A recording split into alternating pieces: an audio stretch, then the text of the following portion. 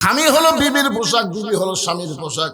যেই মাত্র ফাতেমা দরজা বন্ধ করেছে, সঙ্গে সঙ্গে হযরত আলী মাথার টুপি খুলেছে। ফাতেমা এক দৌড়ে এসে স্বামীর বুকের মধ্যে মাথা ঢুকে ছোট বাচ্চার মতন ফোঁপায় ফোঁপায় কাঁদতেছে। আলী বলতে যে ফাতেমা তোমার কান্দার কারণ কি? ফাতেমা বলে স্বামী গো, আর কোনোদিন ঘর সাজাবার পারবো না, আর কোনোদিন সন্তান দুইটাকে সাজাই দিবার পারবো না, আর কোনোদিন সাইজা গুইজা আপনার সামনে দাঁড়াবার পারবো না, কারণ আজকে গভীর রাত্রে ফাতেমার মৃত্যু হবে। যেই মাত্র কইছে গভীর রাত্রে ফাতেমার মৃত্যু হবে, গাছের গোড়া কাটলে গাছটা যেমন পড়ে যায়, হযরত আলী তেমনি পড়ে গেলেন ঘরের মাঝায়। ফাতেমা এবার মুস্কি মুস্কি হাসতেছে। কিছুক্ষণ আগে কান্দে কান্দে স্বামীর কাছে যে কথা কইছে, স্বামী পড়ে যাওয়ার পর ফাতেমা মুস্কি মুস্কি হাসতেছে।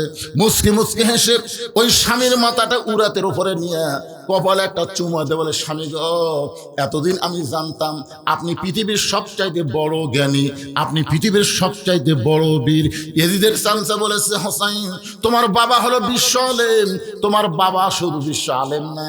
ফাতেমা বলতেছে আমার নবী বলেছেন, আমার বাবা বলেছেন আলী আসাদুল্লাহিল গালিব, আলী হচ্ছেন পৃথিবীর সবচাইতে বড় বীর। জোরে কারণ সুবহানাল্লাহ। ফাতেমা বলতেছে পৃথিবীর সবচাইতে জ্ঞানী আপনি, সবচাইতে বড় বীর আপনি, আর বইয়ের মরার খবর শুনে এভাবে পড়ে গেলেন। আপনি কি মনে করেন দুনিয়াতে আসা থাকার জন্য না যাওয়ার জন্য? সবাই বলেন, ছোট বড় যারা বসে আছেন সবাইকে বলতে হবে। আমি যেই বলবো আসলে, আপনারা বলবেন যাইতে হবে। আসলে কবে?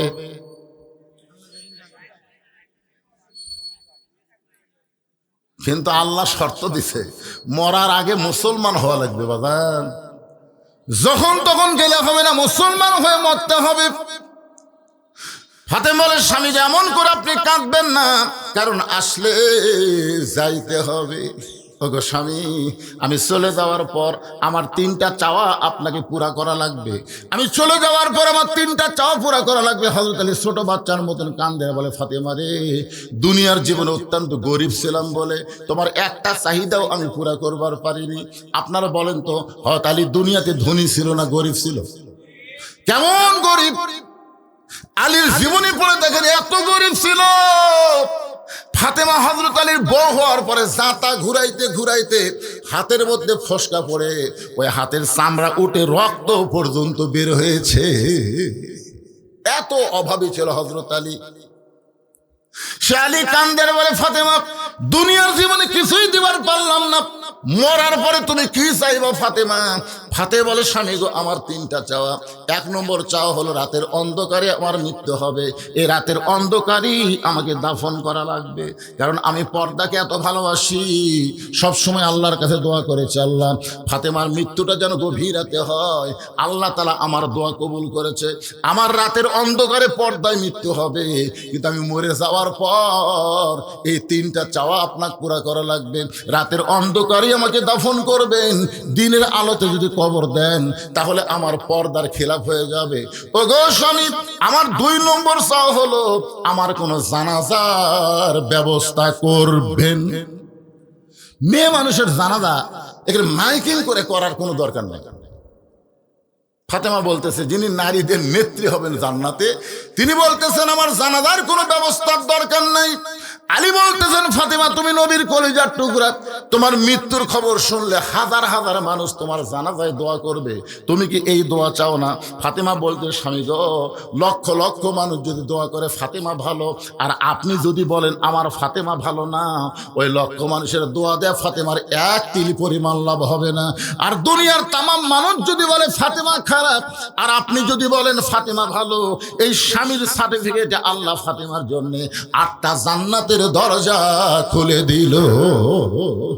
এখন আপনারা বলেন বউ ভালো হওয়া লাগবে কার কাছে? কেন আমার কথাকে আপনারা বুঝতে পারতেছেন? তাহলে বউ ভালো হওয়া লাগবে কার কাছে?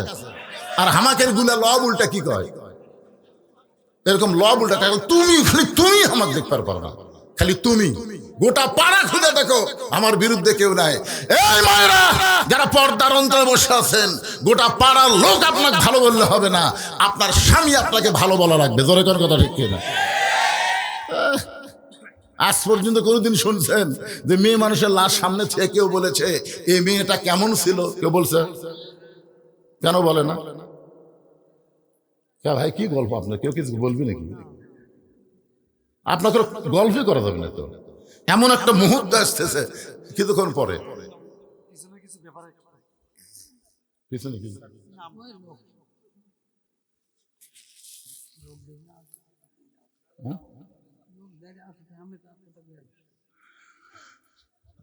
আসলে একে তো বদরশীদ বক্তা এই এলাকায় খুব কম আসছে, ঠিক না বলেন? এই বছর তো আশাই হয়নি। এটা তো একটা আছেই। আবার দ্বিতীয়ত আমি কিন্তু ঘরের বক্তা না, আমি হলো ভাইরাল বক্তা। দরকার কি বক্তা? এখানে এমন কোনো লোক নাই যে আমার ওয়াজ শোনেনি। 3 নম্বর হলো এখানে এমন একটা অবস্থা, আসার পরে আমি জাহিদুল ভাই থেকে শুনলাম যে একেবারে গোস্ত দিয়ে আলু ঘাটি আবার ভাত। এটা কি জাতা কথা কে ভাই রে? আপনি মানুষ যতই বসান শেষ পর্যন্ত রাস্তা পর্যন্ত যাবি, কারণ ভাত তরকারি যদি মাছ ঘাটি হতো, অনেকে মাছ ঘাটি বন্ধ করে, গরুর গোস্তর ভাত এটা ছাড়া।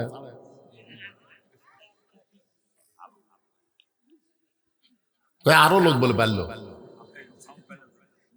তো গোপনে গোপনে কাজ করে যাচ্ছে।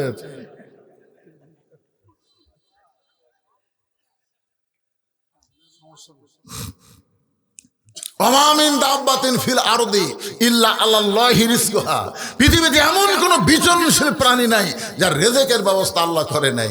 আমাদের দায়িত্ব হলো দাওয়াত দেওয়া, আল্লাহর দায়িত্ব হলো খাওয়ানো। জোরে কর কথা, ঠিক কিনা? আমরা কি খাওয়াতে পারবো? আমাদের কাজ কি? দাওয়াত দেওয়া। ইনশাআল্লাহ কোনো টেনশন নাই, বরকত দেওয়ার মালিককে। আরো জোরে জোরসে বলুন। ফাতে বলে, স্বামী গো আমার 3 নম্বর চাও হলো আমার লাশটা খাটনিতে তুলবেন না। আমি মরে যাওয়ার পর আমার লাশটা খাটনিতে তুলবেন না। আমি ফাতেমা হিসাব করে দেখলাম 4 জন ব্যক্তি আমার খাটনি কান্দে নেবে, এমন 4 জন পুরুষ দুনিয়াতে নাই। আমার বাবা যদি আজকে দুনিয়াতে থাকতো, মরা মেয়ের লাশের খাটনি বাবা কান্দে নিবার পারতো। আমার হাসান হোসেন যদি বড় হইতো, তাহলে মায়ের লাশের খাটনি কান্দে নিবার পারতো। ওগো স্বামী, 6 মাস আগে আমার বাবা দুনিয়া থেকে বিদায় নিয়েছে। আমার হাসান হোসেন এত ছোট, এরা তো মায়ের লাশের খাটনি কান্দে নিবার পারবে না। আপনি শুধু আমার লাশটা কান্দে করে নিয়ে ওই জান্নাতুল বাকির পূর্ব কোণায় সবুজ রঙের একটা বাতি জ্বলবে, ওই বাতি বরাবর আমাকে দাফন করবেন। যদি আমার কবর খুঁড়তে আপনার কষ্ট হয়, তাহলে আপনার একান্ত বন্ধু যদি কেউ থাকে দুনিয়ায়, তার একটু বলে দেবেন ফাতেমার কবরটা যেন গোপনে খনন করে দেয়। হযরত আলী গভীর রাত্রে পাগলের মতন দৌড়াইতে দৌড়াইতে, আলীর বন্ধুর নাম হলো আবু যর গিফারি। গভীর রাতে আবু যর গিফারের জানলার কাছে ছোট বাচ্চা যেমন ফোঁপায় ফোঁপায় কান্দে জেদ করে, এমন করে হযরত আলী কাঁদতেছে। আবু যর গিফারি চমকে গেল, এই গভীর রাতে আমার জানলা এমন করে কে কান্দে, কে এমন করে কাঁদতেছে? বের হয়ে দেখে আসাদুল্লাহিল গালিব হযরত আলী কাঁদতেছে।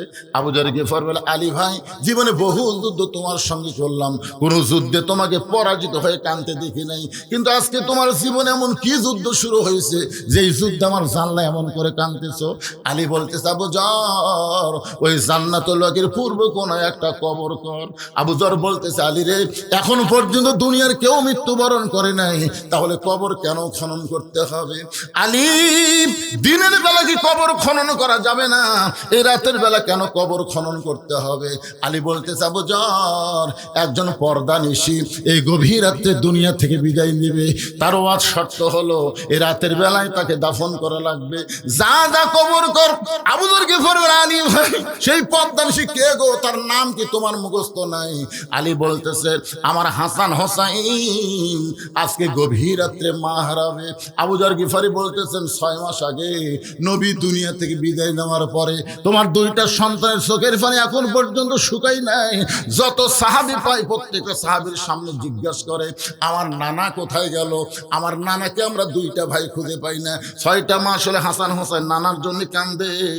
আজকে গভীর রাত্রে যদি মা মারা যায়, তোমার সন্তান 2টাকে কেমনে সামাল দিবে? আলী বলতেছে, আবু যর, পরের চিন্তা পরে কর, যায় একটা কবর কর। হযরত আবু যর গিফারি কোদাল নিয়ে জান্নাতুল বাকির পূর্ব কোণায় গিয়া দেখে সবুজ রঙের একটা বাতি জ্বলতেছে, যেই বাতির কোনো তার নাই, যেই বাতির কোনো সুইচ নাই, বিনা তারে বিনা সুইচ আমার আল্লাহ তাআলা অটোমেটিক জ্বলায়া দিছে।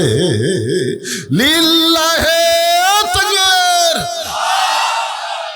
অনেক সময় আমার কাছে গল্প করে, কোনো জানলা নাই, দরজা নাই, কবরে কোনো বালিশ নাই, খেতা নাই, এই কবরে কেমনে থাকবো? আরে পাগল, কবরের পাথেও দুনিয়া থেকে জোগাড় করে যদি যাবার পরে আপনার কবর কবর থাকবে না, আপনার কবর জান্নাতের বাগান হয়ে যাবে। জোরে কোনো কথা ঠিক না?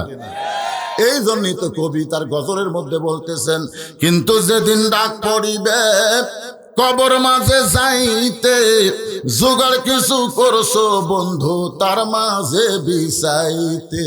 কিন্তু যেদিন ডাক পড়িবে, কিন্তু যেদিন, সেটা কোন দিন? তাহলে যে কোনো সময় যদি ডাক পড়ে, তাহলে কবরের জন্য আপনারা কি জোগাড় করছেন? খলিফা হারুনের দরবারে একটা পাগল মাঝে মধ্যে আসতো, পাগলের নাম হলো বাহলুল পাগল। ধরে কোন কি পাগল? কখনো কান্দে কখনো হাসে। উজির নাজির মন্ত্রীরা বিরক্ত হয়ে খলিফা হারুনকে বললেন, যাবো না, এই পাগল যেন রাজ দরবারে না আসতে পারে, এমন একটা ব্যবস্থা করেন, এই পাগল ছাগল রাজ দরবারে। খলিফা হারুন চিন্তা করলেন কি করা যায়। তিনি বাহলুলকে কাছে ডেকে বললেন, বাহলুল ভাই, আমাকে একটা কাজ করে দেওয়া লাগবে, আপনি পারবেন? বাহলুল চিন্তা করে, পাগলক যাই ভাই কছে, কি কাজ? যাবো না। বলে, আমার একটা লাঠি আছে, এই লাঠিটা আপনাকে দিয়ে দিলাম, শর্ত হলো আপনার চাইতে বোকা যদি কেউ থাকে তাকে লাঠিটা দিয়ে দিবেন। বাহলুল পাগল লাঠি নিয়ে চলে গেছে। খলিফা হারুন বললেন, শোনো, এই পাগল আর দরবারে আসবে না। উজির নাজির মন্ত্রী বললেন, কেন স্যার?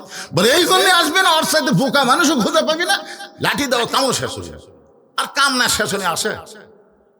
আসলেই তাই, কয়েক বছর বাহলুল পাগল আর রাজ দরবারে আসেনি। ওর সাথে বোকা মানুষ খুঁজাও পায়নি, ওর হাতুতে লাঠি আছে। কিন্তু খলিফা হারুন যখন দুর্বল হয়ে বিশ্রাত পড়ে গেছে, এমন সময় বাহলুল পাগল লাঠি নিয়ে হাজির। খলিফা হারুন বলে, কে রে বাহলুল, লাঠি যে এখনো তোর হাতে আছে, লাঠি দেওয়ার মানুষ আজকে হয়তো পাওয়া যাবে। খলিফা হারুন চমকে বলতেছে, এই ঘরের মধ্যে তুমি আর আমি ছাড়া তো কেউ নাই, তা লাঠি কেমনে, কাকে দিবে? বলে, যাবো না। আপনাকে একটা প্রশ্ন করি, মনে করেন আপনি যে শহরে বসবাস করতেছেন, শহরের নাম কি? খলিফা হারুন বললেন, বাগদাদ শহর। বাহলুল পাগল বলেন, বাগদাদ শহর থেকে মক্কা শহরে আপনি যদি 10 দিনের সফরে যান, আপনি কিভাবে যাবেন? খলিফা হারুন বলতেছে, পাগল, বাগদাদ হলো আমার সিনা, মক্কা হলো আমার অচেনা, তাহলে সিনা শহর থেকে অচেনা শহরে গেলে মাল সামানা জোগাড় করি আমাকে যাওয়া লাগবে, কারণ ওখানে যায় যেন আমার বিপদ না হয়। বাহলুল পাগল বলে, যাবো না। শোনেন, দুনিয়ার একটা শহর থেকে আর একটা শহরে 10 দিনের সফরে গেলে মাল সামানা জোগাড় করে আপনি রওনা দিবেন, তাহলে দুনিয়ার জগৎ থেকে আখিরাতের জগতে কবরের ঈশ্বাসন দিয়ে আপনাকে যাওয়া হবে, যে কবরের মধ্যে 50,000 বছর আপনাকে থাকা লাগবে। সে কবরের পাথেয় হিসাবে কতটুকু আপনি জোগাড় করছেন? খলিফা হারুনের চোখ দিয়ে দর দর করে পানি পড়তেছে। বাহলুল পাগল বলে, যাবো না। খবর কি? বলে, ওই কবরের জন্য আমি তেমন কিছু জোগাড় করতে পারি নাই। বাহলুল পাগল বলে, তাহলে আপনার লাঠি আপনি নেন, এই দুনিয়াতে আসার পরে মৃত্যু সামনে আছে, এইটা জানার পরে কবরের পাথেও যারা জোগাড় করে না, তারা হলো সব চাইতে বড় বোকা। এই দুনিয়াতে আসার পরে মৃত্যু আমাদের সামনে আছে না নাই? কতক্ষণ আছে না নাই? তাহলে মৃত্যুর সামনে থাকলে কবরের পাথেও জোগাড় করার দরকার আছে না নাই? আজকে কবরের পাথেও হবে এই ওয়াক্তিয়া মসজিদকে আল্লাহর হস্তে প্রাণ খুলে কলিজা থেকে দান করা। এত কথা বলার পিছনে কারণ হলো কি জানেন? দান বাক্স যখন আমার সামনে দিয়ে যায়, তখন আমার মন বলতেছে, দান বাক্স যখন আসলো কি দিব? চোখ বন্ধ করে দিকে আমার পকেটে 500 টাকার একটা লোট আছে, 200 টাকার একটা লোট আছে, 100 টাকার একটা লোট আছে, কিন্তু 10 টাকা নাই। 500 আছে, 200 আছে, 100 আছে, 10 টাকা নেই। এমন জোরে ঠেলা মারছে, 3 জন পার হয়ে গেছে। ওরা 3 জন খুশি হয়ে বলতেছে, জাকিরে তোর হাতত জোর আছে রে, তোর হাতত জোর। কান্দের ফেরেশতা বলতেছে, আল্লাহ এর কান্দর থাকবো না। আল্লাহ বলে, কি জন্য থাকবি না? বলে, পকেট ভরার টাকা থুয়ে 10 টাকা খুলছে নাই, তাই তোমার 500 ঠেলা মারলো। এই তো মানুষ না, নামাজ পড়ে কি করবি? আল্লাহ বলে, ফেরেশতা তোরা সাক্ষী থাক যে দান বাক্স ঠেলা মারছে, ওই দান বাক্স ঠেলা মারেনি, ওর জীবন থেকে জান্নাতও ঠেলা মারছে। আজকে আপনাদের কাছে ব্যাগ যদি যায়, রুমাল যদি যায়, কারা কারা ঠেলা মারবেন? পকেটের টাকা থেকে কারা কারা ঠেলা মারবেন? হাত তোলেন তো দেখি। একটাও নাই। তার মানে ঠেলা কেউ মারবেন না, পারো তো পক্ষে আপনারা দিবেন। কারা কারা দিবেন? ওয়াক্তে মসজিদকে মহব্বত করে দুই হাত তোলে একটু আল্লাহকে দেখান তো দেখি। যারা দিবেন হাত তোলেন তো ভাই, টান টান করে তোলেন তো। এবার আপনারা তোলেন না, এই সবাই তোলেন, টান টান করে তোলেন। লিল্লাহি তাকবীর। হাত নামান। আচ্ছা, এখন আরেকটা পরীক্ষা হলো, কারা কারা দিবেন না তারা হাত তোলেন। তার মানে বোঝা গেল সবাই দিবে। এতগুলো মানুষ যদি 10, 20, 50, 100 করে দেন, তাহলে মোটামুটি টাকা কি কম হবে? আমার মায়েদের বলতেছি, মা আপনাকে ওয়াজি কিন্তু চলতেছে। জহুরা মানে কি? সমস্ত মুরিদের আব্দুল কাদের জিলানীকে প্রশ্ন করছে, মনে আছে আপনাদের? সেই জহুরা নিয়ে কথা বলতেছি। আমার মায়েদের মধ্যে মেয়েরা আদায় করবে, সবাই ব্যাগ নিয়ে ঢুকবে, চাদর নিয়ে ঢুকবে। আপনার আল্লাহর হস্তে পকেটে হাত দিয়ে দিবেন। সব মানুষ ব্যাগে চাদরে দিবে না। এখানে এমন কিছু আল্লাহর বান্দা আছে যারা আমার হাতের মধ্যে 10,000, 20,000, 50,000, 5,000, 1,000, এমনকি 500 টাকাও বলতেছে আপনার ব্যাগের মধ্যে দিয়েন না। আমি 2টা হাত বাড়ায় দিলাম আল্লাহর ঘরকে মহব্বত করে। 1,000, 2,000 টাকা দেওয়ার মতন এরকম কোন আল্লাহর বান্দা যদি থাকেন, তাহলে আমার হাত এই ব্যাগের আদায় হবে, আর আমি এখানে হাতে কিছু আদায় করবো ইনশাল্লাহ। এই কমপ্লিট 5 থেকে 10 মিনিটের মধ্যে আদায় শেষ করে আমি আবার আলোচনার মধ্যে চলে যাব। আল্লাহ যেন কবুল করে, জোরে কান আমিন। ঘড়ির দিকে তাকায় দেখি বেশি বাজে নাই, কেবল রাত 11:30 বাজতেছে। কি সমস্যা আছে আপনাদের? কিন্তু চাদর আলা কোথায় রে?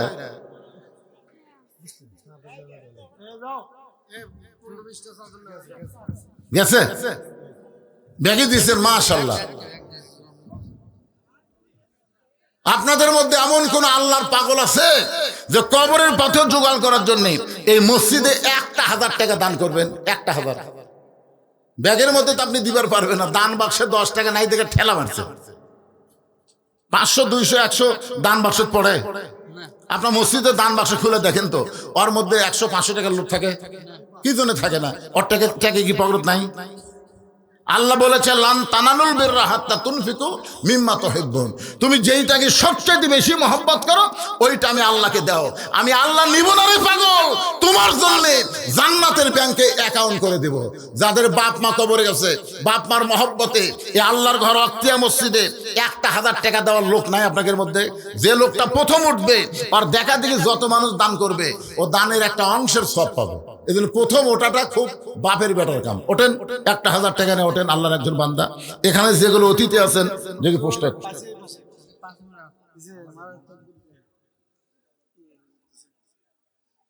1,000 দিবেন, বেশি দেন না। আমি এলার কাছে আছি রে বাবা, আমি কি পিছন দিকে হাত মারছি? এই সামনে দাঁড়া। যে লোকটা মাঝখান থেকে উঠবি উই যেন ওই জায়গার না পায়। আপনার কি আমার কথা বুঝলেন? যে লোকটা উঠবে ও যেন আর জায়গা না পায়, ওই জায়গাটা আপনার পুরো করে দিবেন। শেষে থেকে তবারক খাওয়া লাগবে, অত সহজ না, জায়গা ছাড়া যাবে না। কথা কয় না রে? দেন দেন, আপনার দাদা শুরু করে দেন। দেখেন কিভাবে দিল, দেখছেন? দেখেন ইমানদার কারে কয়, পকেটে যা ছিল সব দিয়ে দিচ্ছে। এই যে 50 টাকার 10টা লোড দিছে আর 500 টাকার একটা লোড দিছে, তার মানে কি বোঝালো? যে বড় হোক ছোট হোক আল্লাহর জন্য সব দিয়ে দিল। 1,000 টাকা আল্লাহ তোমার একজন বান্দা, তোমার ঘর মসজিদে করছে দান, আল্লাহ দানকে কবুল করে নিয়ে আপনজন যদি কবরে যায়, এই দানের ওসিলায় তাদের কবরকে জান্নাতের টুকরা বানায় দেন। জোরে কান আমিন। বাপ মা দুইজনই কবরে চলে গেছে, বাপ মার কবরের জন্য আমরা দোয়া করি, দানের ওসিলায় আল্লাহ বাপ মার কবরকে জান্নাতের টুকরা কবুল করুক। জোরে কান আমিন। আপনাদের মধ্যে একটা লোক আল্লাহর বান্দা নাই, এই মসজিদের জন্য 1,000 টাকা দিবেন ভাই? একটু ওঠেন ওঠেন ওঠেন। এই ছেলেরা ব্যাগের মধ্যে কি টাকা দিচ্ছে? খালি দৌড়াই রে। তো হ্যাঁ, ফকির কিন্তু কোনোদিনও বাপের কাছে ভিক্ষা চায় না। কোনোদিন দরজা বলছে, বাবা 4টা ভিক্ষা দেন, বাবা এই কথা কয় না। মারে মারে 4টা ভিক্ষা দাও মা। তার মানে ফকির জানে মায়ের মন নরম বেশি। ব্যাগওয়ালাদের বলবো, আপনার নড়বেন না, দাঁড়ায় থাকবেন। যারা আপনাদের আশেপাশে তারা শরম পায় পকেটে হাত দিবে, দৌড়াদৌড়ি করলে খালি ফাঁকর থাকবে। আজকে ফাঁকে না, সবাই হাত তুলছেন। যারা হাত তুলছেন সবাই পকেটে হাত ঢুকাবেন, আল্লাহর হস্তে দান করবেন। পিছনে যারা দাঁড়িয়ে আছেন আপনারাও দান করবেন। একটু জিকির করেন লা ইলাহা ইল্লাল্লাহ, লা ইলাহা ইল্লাল্লাহ, জোরে লা ইলাহা, লা ইলাহা ইল্লাল্লাহু মুহাম্মাদুর রাসূলুল্লাহ। আজকের মাহফিলে 4টা সহসভাপতি, 4 জন, এরা কি দান করছে? সবাই আগে দিছে।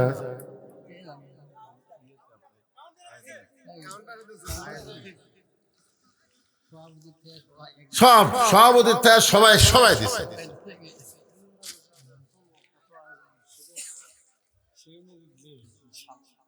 সেই অনুযায়ী ব্যাগের মধ্যে কি ভাই বুঝবেন বাবা, কৌটার টাকা তো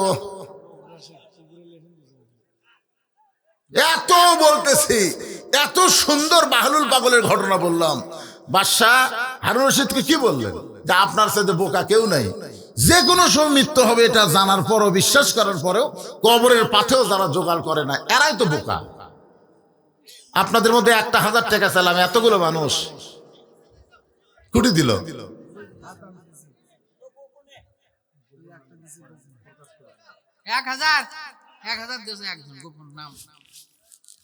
নাম বলবে না, গোপন একজন আল্লাহর বান্দা 1,000 টাকা দান করছে, আল্লাহ কবুল করেন। আল্লাহ রাসূল বলেছেন গোপনে দান প্রকাশ্যে দান 2 দানই জায়েজ আছে। গোপন দান কার জন্যে?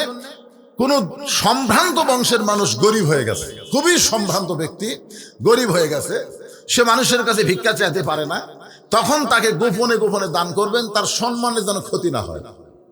আবার তাবুকের যুদ্ধে আল্লাহ রাসূল বলেছেন কে কত দান করবা, প্রকাশ্যে দানের মহড়া হচ্ছে। আবু বকর কত দিচ্ছে, ওমর কত দিচ্ছে, ওসমান কত দিচ্ছে, আলী কত দিচ্ছে। তো এটা হলো তাবুকের যুদ্ধের মতো, আপনাদের কাছে প্রকাশ করলে ক্ষতি নাই ভাইজান। গোপনে একজন 1,000 দিতে, প্রকাশ্যে একজন 1,000 দেন তো, আপনাকে মাঝখান থেকে দেন। কেরে জামাইরা কেউ আসে না নাকি শ্বশুরের বাড়ি? এই গ্রামে এই যে আপনার মাছবাড়ি মন্ডল পাড়া, তাই না? মাছবাড়ি মন্ডল পাড়ার কয়টা জামাই আছেন হাত তোলেন তো দেখি।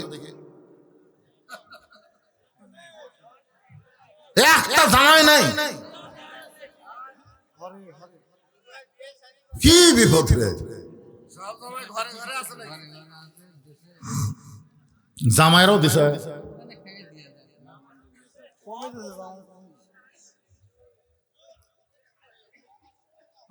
মাশাআল্লাহ।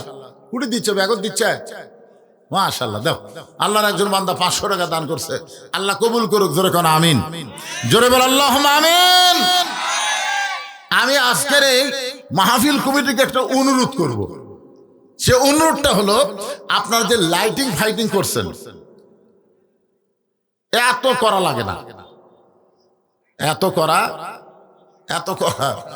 লাগে? এমনি লাইট দিলে হবে, এত ঝাড়বাতি দেওয়া লাগে? আমি তো বগুড়া জেলার মধ্যে, গোটা বগুড়া জেলায় বহু মাহফিল করছি, কিন্তু এইরকম সাইজের মাহফিল আজকেই প্রথম। সামনে বলে আরো আশা আছে। আল্লাহ লাগবে না রে। শহীদ আফ্রিদির মতন একজন ক্রিকেট খেলোয়াড় একাই 19টা মসজিদ তৈরি করেছে, একাই। এই গ্রামের লোকেরা কি একটা ওয়াক্তিয়া মসজিদ সাইজ করতে পারবে না? জোরে কোন পারবে কি পারবে না? যদি আপনারা না দেন, প্রতি বছর আপনারা অসংখ্য আসবেন, না দিবেন, গ্রামের লোকজন প্রবাসী যারা আছে, যে প্রবাসীদের জন্য প্রাণ খুলে দোয়া করবো। জোরে কোন কথা ঠিক কিনা? ওরা যেন বেশি বেশি দিতে পারে। আজকে লাইভ হচ্ছে না? এই এখানে লাইভ হচ্ছে না? লাইভ হচ্ছে। অবশ্যই আপনাদের গ্রামের প্রবাসী যারা, তারা অবশ্যই এখানে আজকের মাহফিল দেখতেছে। ইনশাল্লাহ আমরা তাদের জন্য প্রাণ খুলে দোয়া করব।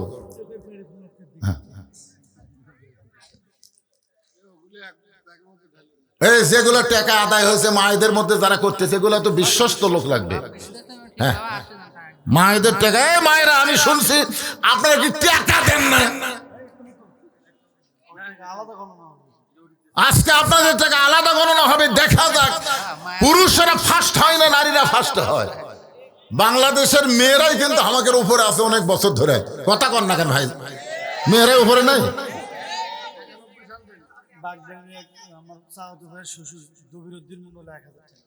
বাগবাড়ি আমার বাপজানের চাওতো ভাইয়ের শ্বশুর দবির উদ্দিন সাহেব 1000 টাকা দান করেছে। আল্লাহ তার দানকে কবুল করেন।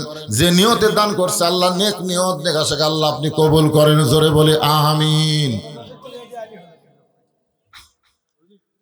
আচ্ছা, আপনাদের যাদের বাপ মা মারা গেছে, আল্লাহর এই ঘর মসজিদে কোরআন শরীফ বাবদ, পবিত্র কোরআন শরীফ বাবদ মাত্র 200 টাকা দান করা লাগবে। যাদের বাপ মা মারা গেছে আপনার 200 টাকা দান করবেন। একটা কোরআন শরীফ দান করার যে সওয়াব হয়, এই সওয়াব আল্লাহ আপনার বাপ মার কবরে দিয়ে দিবে। এমন কোন আল্লাহর বান্দা আছে বাপ মার কথা মনে করে ওয়াক্তিয়া মসজিদের জন্য কোরআন শরীফ বাবদ 200 টাকা দিবেন? দেখেন বলার সাথে সাথে আল্লাহ কত আছে বাবা, মাশাআল্লাহ মাশাআল্লাহ। এই দান কিন্তু কোরআন শরীফ বাবদ যারাই দান করেন, পৃথিবীর শ্রেষ্ঠ দান একটা কোরআন শরীফ। একটা কোরআন শরীফ বাবদ আপনি 200 টাকা দিবেন। সামনে থেকে একজন আল্লাহর বান্দা বাপ্পার জন্য কোরআন শরীফ বাবদ 200 টাকা করছে দান। দোয়া করে দিলাম আল্লাহ বাপ্পার কবরকে যেন জান্নাতের টুকরা বানায় দেন। জোরে কান আমিন। অনেকে বলতে হুজুরা বাপ মা তো মরেনি, আপনি বাপ মাকে নিয়ামত বিশ্বাস করে আল্লাহ বাপ মার হায়াত বাড়ায় দিক, এজন্য দোয়া চাওয়ার দরকার আছে না নাই? এখন বুঝতে পারতেছেন না? 18 সালে আমার বাবা মারা গেছে, আর 23 সালের ডিসেম্বরে আমার মা মারা গেছে। এখন বাড়িতে যাই, শূন্যস্থান দেখতে পাই। মায়ের মতন আপন কেহ নাই রে দুনিয়ায়, মা জননী নাই রে জাহান, এই দুনিয়ায় তাহার কেহ নাই। মায়ের মতন আপন কেহ নাই রে দুনিয়ায়, বাবার মতন আপন বন্ধু নাই রে দুনিয়ায়। নিজে না খাইয়া বাবা, নিজে না খাইয়া বাবা সন্তানকে খাওয়ায়। সেই বাপ মার জন্য একটা কোরআন শরীফ বাবদ দান করে পারলেন না? আল্লাহর একজন বান্দা কোরআন শরীফ বাবদ 200 টাকা দান করেছে। আল্লাহ এই দানকে কবুল করে দরদের মা বাবার কবরকে জান্নাতের টুকরা কবুল করে দেন। কত টাকা কত পয়সা দুনিয়াতে কত হালে কত দিকে চইলা যায়। আজকে 200 টাকা দান করলে বাবার রুহের মাগফিরাতে একটা কোরআন শরীফ দান করার সব আল্লাহ দিয়ে দিবে।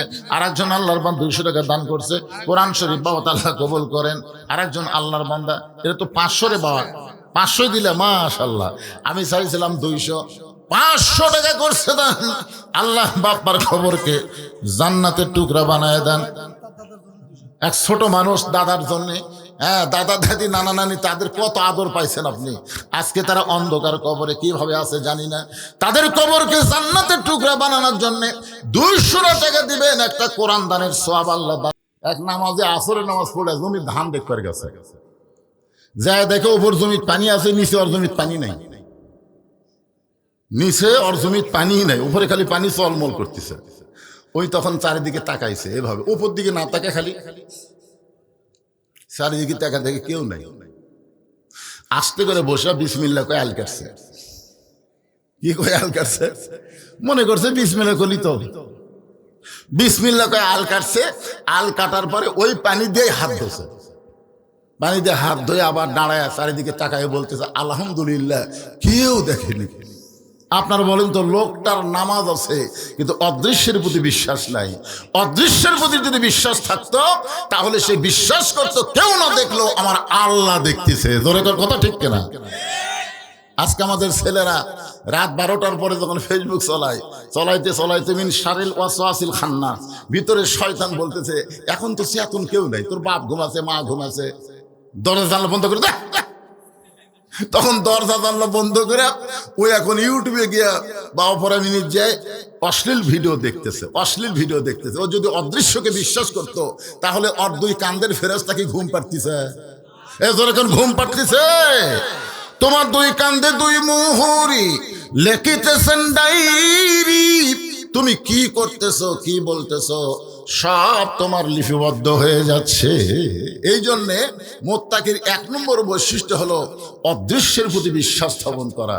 বিশ্বাস করতে হবে আল্লাহ দেখতেছে, কান্দের ফেরেশতা লিখতেছে। জোরে কোন কথা ঠিক কিনা? এই একটা বিশ্বাস যদি আমাদের অন্তরে থাকতো, আমরা যা কিছু করি কে দেখতেছে আর লিখতেছে কে? 2 ফেরেশতা। অন্যায় করা যাবে? কিন্তু ভালোই তো করতেছি। এরপর আল্লাহ বললেন ওয়াকিমুনাস সালাত, মুত্তাকির 2 নম্বর বৈশিষ্ট্য হলো নামাজ কায়েম করা লাগবে। নামাজ পড়লে হবে না, নামাজ কায়েম করা লাগবে। আমাদের বাংলাদেশের মুসলমানেরা নামাজ পড়ে, মন চায় পড়ে, মন চায় পড়ে না। বাপ নামাজ পড়ে, বেটা নামাজ পড়ে না। বাবা মসজিদে জোহরের নামাজ পড়ে এসে ছেলেকে ডাকতেছে, বাবু ও বাবু আসো ভাত খাই। নামাজের সময় বাবা কিন্তু ছেলেকে ডাকে নাই, কিন্তু ভাত খাওয়ার সময় ডাকতেছে। এরকম বাপ আছে না নাই? ফেরেশতারা বলতেছে আল্লাহ এই বাপ তো ছেলেকে নামাজে দেওয়ার সময় ডাকবার পারতো, তখন না ডাক দে ভাত খাওয়ার সময় ডাকতেছে, এটা কেমন বাপ? তখন আল্লাহ বলতেছে এই বাপ হচ্ছে ইব্রাহিমের বাপের মতন। আপনার বলেন তো হযরত ইব্রাহিমের বাপ কেমন বাপ? কথা কয় না। ইব্রাহিম সালামের বাপ আসলো না, কেমন বাপ? নমরুদের আগুনের চুলার উপরে চড়কে যখন ইব্রাহিম এমন সময় বাবা হইয়া ছেলেকে আগুনে ফেলে দেওয়ার জন্যে চড়কে রশি টানতেছে, বাঁচানোর জন্যই না মারার জন্যে? এখন বলেন তো যে বাপ সন্তানকে আগুনে পুড়ে মারবার চায় ই কি ভালো বাপ? আপনার বলেন তো দুনিয়ার আগুনের পাওয়ার বেশি না জাহান্নামের আগুনের পাওয়ার বেশি? তাহলে যেই বাপ নিজে নামাজ পড়ে সন্তানকে নামাজের তাকিদ দেয় না, নামাজের জন্য ডাকে না, ও হলো ইব্রাহিম আলাইহিস সালামের বাপ। তো নমরুদের আগুনে ফেলে দেওয়ার চেষ্টা করে, আর এর বাপ একে জাহান্নামের আগুনে পুড়ানোর ব্যবস্থা করতেছে। ধরে কোন কথা ঠিক কিনা? কারণ আল্লাহ কোরআনে বলেছেন কু আনফুসাকুম আহলিকুম নারা, জাহান্নামের আগুন থেকে যদি বাঁচতে চাও একলা বাঁচলে হবে না, আহাল পরিবার সমাজ এবং রাষ্ট্র সবাইকে নিয়ে বাঁচা লাগবে। ধরে কোন কথা ঠিক কিনা? আমরা মৌলানারা সবাইকে নিয়ে বাঁচবার চাই, এই জন্য আল্লাহর কোরআনের হক কথা যখনই বলবার চাই তখন 2-1 লব উল্টা কয়। কি হলো রে হুজুর, আবার কি শুরু হলো? আজকে সূরা মুলকের 2টা আয়াতের উপর আলোচনা হবে, খুব খেয়াল করে শুনবেন। হজ করবার তারা গেছেন, এখানে আমার রাইদুর ভাই হজ করছে, আমিও করছি। ভাই আপনি করছেন নাকি? ঘুম ধরছে? হজ করছেন? আচ্ছা ঠিক আছে, এখানে বসলে টুপা চলবে না, মানুষ সব তাকে আছে। বক্তার চাইতে আপনার সাইজ ভালো, সব এদিকে তাকে দেখি। শোনেন, হজ যখন করবার যারা গেছে, আপনাদের মাঝে যারা হাজী সাহেব আছেন, তারা অবশ্যই আল্লাহর কাবা ঘরকে সামনে নিয়ে একটা স্বীকারোক্তি দিচ্ছেন। আল্লাহর কাবা ঘর সামনে নিয়ে যে স্বীকারোক্তি দিলেন, এটা কি এমনি এমনি দিচ্ছেন না অন্তর থেকে দিচ্ছেন? ওই স্বীকারোক্তির মধ্যে একটা কথা আছে, লাকাওয়াল মুলক লা শারিকা লাক। শুরুটা এইভাবে হয়, লব্বাইক আল্লাহুম্মা লব্বাইক লব্বাইক লা শারিকা লাক লব্বাইক ইন্নাল হামদা ওয়ান নি'মাতা লাকাওয়াল মুলক লা শারিকা লাক। আচ্ছা বলেন তো লাকাওয়াল মুলক লা শারিকা লাকের বাংলা অর্থ কি? রাজত্বের ভিতরে, রাজনীতির ভিতরে একমাত্র আল্লাহ ছাড়া আমি অন্য কাউকে স্বীকার করি না। তাহলে রাজাকে মানুষ না আল্লাহ? কথা কয় না। গোটা পৃথিবীর কর্তৃত্ব, রাজত্ব, তাবারাকাল্লাযী বিয়াদিহিল মুলক, গোটা পৃথিবীর রাজত্ব, কর্তৃত্ব, মালিকানা একমাত্র কার হাতে? সমস্ত ক্ষমতার মালিককে। এটা কিন্তু 24 সালের 5ই আগস্টের আগে হাসিনা বুঝবার পারেনি। হাসিনা মনে মনে ভাবতে আমি ক্ষমতার মালিক, যার কারণে ওর মাজা ভাঙ্গা নেতাগুলো এর কেসা মশান হয়েছিল। ভাই 2 জন হাত ধরে টেজর তোলে আর 2 জন পাশাত মারে, পেলা উঠতে পারে তো। হ্যাঁ, একটা টেজর উঠে আসে মাইক পায়া খেলা হবে। কি খেলবা? খেলবার গেলে মাজাত বল থাকা লাগবে। ধরে কোন কথা ঠিক কিনা? আপনার বলেন তো যার মাজাত বল নেই আর খেলা আছে? কি যে মনে করছিল যে আমাদের উপর কেউ নাই। কুল্লি শাইইন কদির, প্রত্যেকটা বিষয়ের উপরে একমাত্র ক্ষমতা কার? এমন ভাবে পলে গেছে ভাই।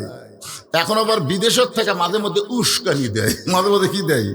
উস্কানি দেয়। ও এতই সোজা, যেই দলের প্রধানমন্ত্রীর থেকে, মেম্বার থেকে প্রধানমন্ত্রী পর্যন্ত পড়ে যায়, ওই দল বাংলাদেশে আবার ফিরে আসা অত্যন্ত কঠিন হবে। জোরে কোন কথা ঠিক কিনা?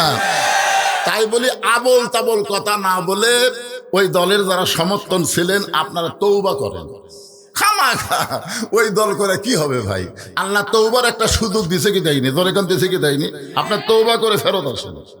আমারই সম্পর্কে বড় ভাই আওয়ামী লীগ করতো, 5ই আগস্টের পরে তৌবা করে দল পরিবর্তন করছে। হ্যাঁ, কি জন্যে খামাখা? একটু মনোযোগ দেবেন। আল্লাহ বলতেছেন আল্লাযী খালাকাল মাউতা ওয়াল হায়াতা লিয়াবলুয়াকুম আইয়ুকুম আহসানু আমালান ওয়া হুয়াল আজিজুল গফুর।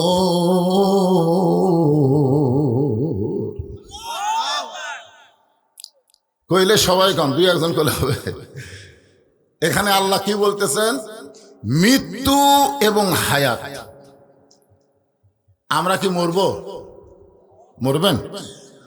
আল্লাহ এখানে বলতেছেন খলাকাল মাউতা ওয়াল হায়াতা। আমি তো এই আয়াত নিয়ে খুবই চিন্তা করছি। আমি কয়েকটা তাফসীর পড়ে দেখলাম, আগে বলা লাগতো খলাকাল হায়াতা ওয়াল মাউতা, আগে জীবনের কথা বলা লাগতো, তারপরে মরার কথা বলা লাগতো। কিন্তু আল্লাহকে মরার কথা বললেন কি জন্য? আমরা সাধারণত জানি জন্মিলে মরিতে হবে, তাই জানি না ভাই? জন্ম নিলেই তো মরা লাগবে। তা আল্লাহ মরার কথা আগে বলে পরে জন্মানোর কথা বললেন, খালাকাল মাউতা ওয়াল হায়াতা। এই আয়াতের তাফসীর পড়তে গিয়ে সমস্ত তাফসীরকারক একই কথা বলেছেন, প্রত্যেকটা মানুষের সবচেয়ে নিকটতম যে জিনিসটা তার নাম হলো মৃত্যু। আপনারা বলেন তো আমাদের সবচেয়ে নিকটে তার নাম কি? আপনারা যারা এখানে আমার সামনে বসেছেন, আপনারা কি এরকম একটা লোক বলতে পারেন হুজুর আমার বাড়ি সবচাইতে কাছে, আমি ওয়াজ শেষ করে বাড়ি যাবই? এরকম একটা লোক বলেন তো। এই পুচকে, তুই তো ছোট মানুষ, তোর দাদাই বাঁচা আছে, তোর বাপ বাঁচা আছে, তুই বললে ক্ষতি কি? দেখছেন, একটা ছোট মানুষও বলার সাহস পাচ্ছে না। কারণ এখানে এসেছি, যদি আল্লাহ না নিয়ে যায় আমরা কেউ যাবার পারবো না। জোরে কোন কথা ঠিক কি না? তাহলে আমাদের সবচাইতে নিকটে কি? মৃত্যু। আরো জোরে। এই কারণে আল্লাহ বললেন ওয়ালা তামুতুন্না ইল্লা ওয়া আনতুম মুসলিমুন। মুসলমান না হয়ে তোমরা কেউ মরিও না। আমরা যদি মুসলমান হয়ে মরতে চাই আমাদের করণীয় কি, এইটা একটু জানার দরকার আছে না নাই? এই কারণে আল্লাহ বললেন লিয়াবলুয়াকুম, তোমাদেরকে পরীক্ষা করা হবে, আইয়ুকুম আহসানু আমালা, সুন্দর আমলের পরীক্ষা হবে। এখন সুন্দর আমল আমরা করতে চাই, চাই কি চাই না ভাইজান? সুন্দর আমল করতে গেলে আমাদের কি করা লাগবে এই বিষয়টাই আল্লাহ কোরআনে বললেন, অনুনাজ্জিলু মিনাল কুরআনি মা হুয়া শিফাউ ওয়া রাহমাতুল লিল মুমিনিন। এই মুহূর্তে একটা স্লোগান দিবেন, এই আয়াতের স্লোগান। আমি যেই বলবো সব সমস্যার সমাধান আপনার বলবেন দিতে পারে আল কোরআন। সব সমস্যার সমাধান দিতে পারে আল কোরআন। সারাদিন ভিক্ষা করে ফকির 2 কেজি চাল নিয়ে বাড়িতে আসে। কয় কেজি? তো এখন ফকিরের বইয়ের মন খুবই খারাপ। তো ফকির বলে আমি কত কষ্ট করে এর বাড়ি হর বাড়ি কুত্তার ধাবার খায়। কি কন, এখনকার কুত্তা যে খারাপ আছে ভাই, খুবই সাবধান। গ্রামে গ্রামে যে কুত্তা আছে ফকিরের ব্যাগ ধরে মারে কামায়। চাউল যাইছিল দুর্বল ব্যাগ সিটে গেছে। এত কষ্ট করে আমি এ পাড়া ও পাড়া বেড়ায় 2 কেজি চাইল আনি, তোর মন খারাপ কেন? বউ বলতে সারা জীবন ভিক্ষা করা লাগবে, সারা জীবন। স্বামী কয় তাহলে আমি কি করব? বউ বলতেছে আপনাকে একটা বুদ্ধি দিই, এই বুদ্ধি অনুযায়ী কাজ করেন। বলে কি বুদ্ধি? বলে আপনি কি বাদশাহ শাহজাহানকে চেনেন? নাম শুনছি তো। তো সাধারণ মানুষের বাড়িতে না যায় বাদশাহ শাহজাহানের কাছে যান, এমন ভিক্ষা দেওয়া দিবে আর প্রতিদিন ভিক্ষা করা লাগবে না। বইয়ের বুদ্ধি শুনে ফকির পরদিন বাদশাহ শাহজাহানের রাজ দরবারে গেছে। জীবনে ফকির রাজ দরবারে যায় নাই, বইয়ের বুদ্ধি শুনে। ধরে কোন কার বুদ্ধি? এতদিন গেছে সাধারণ মানুষের দরজায়, আজকে গেছে বাদশার দরজায়। বাদশার দরজায় গিয়ে দেখে একজন দারোয়ান লাঠি নিয়ে দাঁড়ায় আছে। দারোয়ান কি নিয়ে দাঁড়ায় আছে?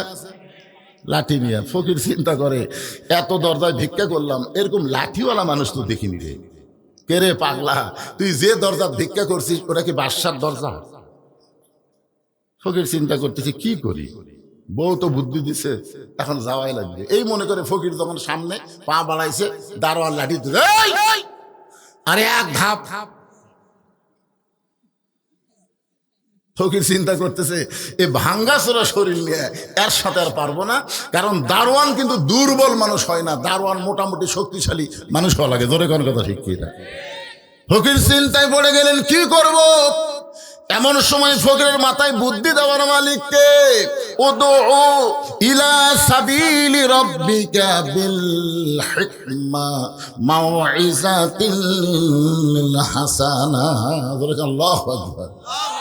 ফকির চিন্তা করতেছে হিকমত অবলম্বন করা লাগবে। ফকিরের বুদ্ধি কিন্তু কম না, অনেক বেশি বেশি।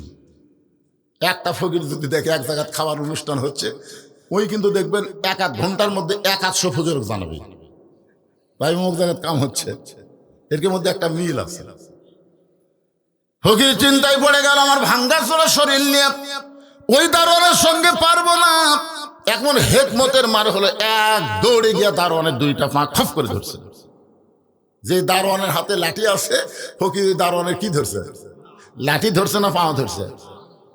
যেই পাও ধরছে তখন দারোয়ানের দয়া হয়ে বলছে যে ভাই তুইও যা হামুক তাই, তুই ভিক্ষা করে খাস আর আমি দরজা পাহারা দিয়ে খাই, আমাদের মধ্যে কোনোই তফাৎ নাই। ফকির বলতেছে তাহলে দরজা খুলে দাও। দারোয়ান বলে পাগল, আমি আছি প্রথম দরজায়, এরকম আরো 15টা দরজা আছে, প্রত্যেকটা দরজায় একটা করে দারোয়ান লাঠি নিয়ে দাঁড়ায় আছে, আমি খুলে দিলে কি পরের দারোয়ান খুলবে? ফকির বলতেছে ভাই খালি তুমি খুলে দাও। দারোয়ান ঠাট্টা করে দরজা খুলে দিচ্ছে, ঠাট্টা যা, পরের দারোয়ানে পিটুন খায় এমনি বের হবে। এই ঠাট্টা করে দরজা খুলে দিছে। আর ফকির দরজা খোলা পায় ভিতরে ঢুকে দেখে 100 গজ দূরে আর একটা দরজায় দারোয়ান লাঠি নিয়ে দাঁড়ায়। ফকিরকে দেখে বলতে ফকির ঢুকলা কেমনে? ফকির বলতে যে কেমনে ঢুকলাম, তাহলে প্রথম দারোয়ানের কাছে যাও, ওই আমার পরিচয় পায়াই দরজা খুলছে, এখন তুমি দরজা খুলবে না মারবে সেটা তোমার ব্যাপার। দারোয়ান চিন্তা করতেছে কে রে, এর যদি পরিচয় না থাকলো তাহলে প্রথম দরজা তো দারোয়ান দরজা খুলতো না, ও যখন খুলে দিছে তাহলে খামাখা আমি আটকায় আমার চাকরি নষ্ট করবো। এর ঢপে ফকির হতে পারে, কিন্তু এর ভেতর কাম আছে, যদি কাম না থাকে তাহলে দারোয়ান দরজা খুললো কেন? পরের দরজা দারোয়ান দরজা খুলে দিলে ফকির যখন ভিতরে যায়, প্রত্যেকটা দারোয়ান একই কায়দায় ফকির কথা বলে, সবাই দরজা খুলেছে। এবার রাজ দরবারের মধ্যে ফকির ঢুকে, কাউরে চিনে না ফকির, কাউরে চিনে না। একজনকে বলতে যে ভাই বাদশাহ শাহজাহান কোন জায়গায়? লোকটা চুম করছে। চমকাটার কারণ হলো আমরা সবাই সম্রাট জাহাপনা বলে সম্মান দেই, আর এই বেটা সম্রাট নাই জাহাপনা নাই, সরাসরি বাদশাহ শাহজাহান কোথায়? ওই ব্যক্তি হলো প্রধানমন্ত্রী। মনে মনে চিন্তা করতেছে উজির আজম, এর চেহারা ফকিরের মতন হতে পারে, কিন্তু আসলে ফকির না। এতগুলো দরজা পায়রা দিয়া যেই বেটা ভিতরের মধ্যে ঢুকছে, এ তো সাধারণ মানুষ না। জোরহাত করে বলতেছে বাবা বাদশাহ এখন রাজ দরবারে নাই, ওই যে ছোট্ট ঘর, ওই ঘরের মধ্যে ঢুকছে। দারোয়ান ঘরের কাছে যায়, দেখে দরজা বন্ধ, একটা জানালার পাল্লা খোলা আছে, ওই পাল্লা দিয়ে ভিতর দিকে তাকায় দেখে গোটা ঘর শুদ্ধ একজন মানুষ, একজনই মানুষ। দুই হাত তুলে বলতেছে ও বাদশার বাদশাহ, তোমার দরবারে ফকির। আমি ফকির বলে দু চোখ দিয়ে দর দর করে পানি পড়তেছে। ফকির মনে মনে কয় বইয়ের বুদ্ধি শোনা আসলাম বাদশার কাছে, কিন্তু আয়সা দিকে বাদশা নিজে ফকির হইয়া কাঁদতেছে। কার বুদ্ধি শোনা? বইয়ের বুদ্ধি শোনা আসলাম বাদশার কাছে, আর বাদশা যে হারে কাঁদতেছে। বড় ফকির কে রে?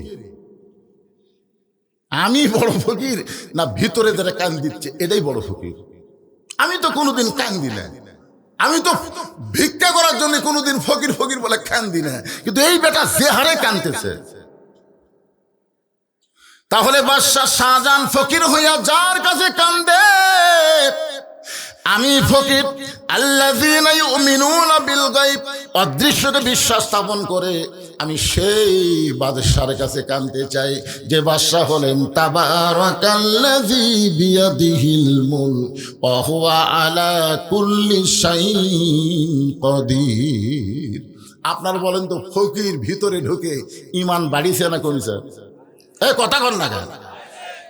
আজকে আপনাদের আমাদেরকে আল্লাহ ভিতরে ঢুকবার বলতেছে। মসজিদের ভিতরে ঢুকে দেখো, আওয়ামী লীগ, বিএনপি, জাতীয় পার্টি, জামাত নাই, সবাই 14 দল 20 দল ভাঙ্গে এক কাতার হয়ে গেছে। জোরে কোন কথা ঠিক কিনা? ভিতরে ঢুকে দেখো। বাইরে তো গন্ডগোল ভালোই করতেছে, একবার ভিতরে ঢুকে দেখো তো খবর কি। আমি নিজের চোখে দেখছি, ডান পাশে আওয়ামী লীগ, বাম পাশে বিএনপি, মাঝখানে জামাত, তিনজন মিলা পায়ের গোড়া সোজা করতেছে। তিনজন মিলে কাতার পাওয়ার গোড়া সোজা করতেছে, কেউ কাউকে কোনার ঘুতে মারতেছে না। আওয়ামী লীগ তো কবার পারে এই রাজাকার, বিএনপি কবার পারে যুদ্ধপ্রাধী, তুই কে আমাকে মাঝখানে। কিন্তু যখনই ভিতরে ঢুকছে তখন আর বিএনপি, আওয়ামী লীগ, জামাত নাই, সবাই কাতারবদ্ধ হয়ে ভাই ভাই ধরে খান সুবহানাল্লাহ। তাহলে ভিতরে ঢোকার দরকার আছে না নাই? মশারির ভিতরে কখন ঢোকেন? যদি মনে করেন গোটা শরীরে ভিতরে থাকবে, তাহলে হাতটা বের করে থাকবে। এই মনে করে যদি মশারির বাইরে হাত রাখেন, মশা রাগ করে কামড়াবে বেশি না কম? এই শীতের দিনে আপনি কম্বলের ভিতরে থাকেন না বাহিরে থাকেন? আধা আধি থাকেন না পুরাপুরি থাকেন? তার মানে বোঝা গেল ভিতরে যে শান্তি, বাহিরে সেই শান্তি নাই। আমরা বাহিরের শান্তি খুঁজতেছি, আসলে বাহিরের শান্তি পাওয়া যাবে না। শান্তি পাবার বেলে পুরাপুরি ইসলামের মধ্যে ঢোকা লাগবে। ধরে কোন ঠিক কি না? ফকির আসল বাদশার খবর কথা, আসল বাদশা। বউ যে বাদশার খবর দিছে এটা হলো নকল বাদশা। ধরে কোন কি বাদশা? আসল বাদশার খবর নিয়ে ফকির যখন বের হয়ে যাচ্ছে, যাওয়ার সময় প্রথম দরজার দারোয়ান বলতেছে, বাবাজি আপনি কি বাদশার সাথে দেখা পাচ্ছেন? আপনি যে ঢুকলেন এমন কায়দা করে, হেকমত করে, আপনি কি বাদশার সাথে দেখা পাচ্ছেন? ফকির বলে, দারোয়ানের বাচ্চা দারোয়ান, খালি দরজা পাহারা দিয়ে খাস, ভিতরের খবর জানিস? দারোয়ান চমকে উঠছে, কি রে? ফকিরের মশান বাড়িছে না কমিছে? ইমান বাড়িছে না কমিছে? ইমান বাড়ার কারণে বলতেছে, দারোয়ানের বাচ্চা খালি দরজা পাহারা দিয়ে খাস, ভিতরের খবর জানিস? তোরা যাকে বাদশা বাদশা বলে পূজা করতেছিস, আমি নিজের চোখে দেখে আসলাম। ফকির হয়ে কাঁদতেছে। আপনারা বলেন তো, নিজের চোখে দেখলে ইমান বাড়ে না কমে? নিজের চোখে যদি দেখবার চান, তাহলে শুধু বক্তার ওয়াজ শুনলে হবে না, আল্লাহর কোরআনকে হাতে নিয়ে নিজের চোখে দেখা লাগবে। দেখছেন কোনদিন? কে দেখছেন? আমি নিজের চোখে দেখে আসলাম। গোটা পৃথিবীর রাজত্ব কর্তৃত্ব মালিকানা কার হাতে? তো নিজের চোখে দেখে আসে আমি কি বলতে পারি যে আওয়ামী লীগ ক্ষমতায় ছিল, আবার সামনে বিএনপি ক্ষমতা আসতেছে? এ কথাকে আমি বলতে পারি যে আওয়ামী লীগ ক্ষমতায় ছিল, বিএনপি ক্ষমতা আসতেছে? এটা কোনো ইমানদারের কথা না। ইমানদারের কথা হলো, কেউ কখনো ক্ষমতায় থাকে না, সবসময় যিনি ক্ষমতায় তিনি আমার আল্লাহ। জোরে কোন কথা ঠিক কিনা? কথা বলে। আল্লাহ কাউকে ক্ষমতা দেয়, দিয়ে ধরে না, ধরে না, ধরে না, কিন্তু ধরলে আল্লাহ দেয়। দেখি তো 5 বছর দিলাম, তুই কি করিস? যেরকম আল্লাহ ফেরানোর ক্ষমতা দিছিল, ফেরানোর কোনো ক্ষমতা আছে? কোন ক্ষমতা আছে? ওই ক্ষমতা পায় এক সময় বলে আমি কে, আমি কে, আমি কে। মানে ক্ষমতা আল্লাহ দিছে, এখন ক্ষমতা পায় নিজেকে নিজে চিনবার পারতেছে না, আমি কে, আমি কে। এমন সময় ফেরাউনের প্রধানমন্ত্রী বলতেছে, আপনি আপনাকে চিনবার পারতেছেন না, আপনি একদিন গোরস্থানের দারোয়ান ছিলেন। প্রধানমন্ত্রীর নাম হলো হামান। প্রধানমন্ত্রীর নাম কি? হামান। মানে এরা দুইজনেই গোরস্থানের দারোয়ান ছিল। আপনি আপনাকে চিনতেছেন না, আপনি গোরস্থানের দারোয়ান ছিলেন। ফেরাউন বলতেছে, অতীতের কথা খবরদার বলবি না। আমি অতীতের কথা মনে ভুলে গেছি, ভবিষ্যতের চিন্তা আমার নাই, বর্তমানে আমি কে। আপনি মানুষ, আপনার অতীতের কথা মনে রাখতে হবে, ভবিষ্যতের চিন্তা করা লাগবে, তাহলে বর্তমান আপনি ফেরাউন হবেন না। ক্ষমতার মালিক আল্লাহকে বিশ্বাস করবেন। জোরে জোরে কথা ঠিক না? ক্ষমতার মালিক কে? সবাই স্বীকার করে না, ঠেলা তোড়ে স্বীকার করে। আপনার বলেন তো, পৃথিবীর সমস্ত চিকিৎসা যখন শেষ হয়ে যায়, যখন ডাক্তাররা বলে কোনো গ্যারান্টি নেই, তখন সবাই বলে হুজুর দোয়া করবেন, হুজুর দোয়া ছাড়া আপনার বাড়ি হলো মাছবাড়িতে, আপনি গেছেন বগুড়াতে, কাজ করতে করতে রাত হয়ে গেছে বেশি, তখন একটা সিএনজি বলতে, ভাই খুব যদি বেশি পারি আমি বাগবাড়ি পর্যন্ত নিয়ে যাবো, তারপরে আমি পারবো না। আপনি যাবেন, আপনি বাধ্য হয়ে চিন্তা করতেছেন কি করা যায়, যাওয়াই লাগবে। আপনি বাগবাড়ি পর্যন্ত আসে আপনি বলতেছেন ভ্যান, অটো ভ্যান নাই, ভুটভুটি নাই, মাছবাড়ির কেউ আসো নাই। আপনি খুবই খোঁজাখুঁজি করে দেখলেন কেউ নাই। যখন দেখতেছেন কেউ নাই, তখন আপনি বলতেছেন যার কেউ নাই তার আল্লাহ আছে। আপনার বলুন তো এই কথা কখন করছেন, আগে না শেষে? তো হুজুরের দোয়া আপনারা কখন চাচ্ছেন? কখন চাচ্ছে? সমস্ত ডাক্তার দেখা শেষ, এখন কয় হুজুর দোয়া করেন। বিশ্বাস করেন, দেশ নেত্রীর জন্য যেভাবে গোটা বাংলার মানুষ দোয়া করতেছে, ইনশাল্লাহ তিনি আবার সুস্থ হয়ে ফিরে আসবে। জোরে করে কথা ঠিক কিনা? তাও তো শাসের।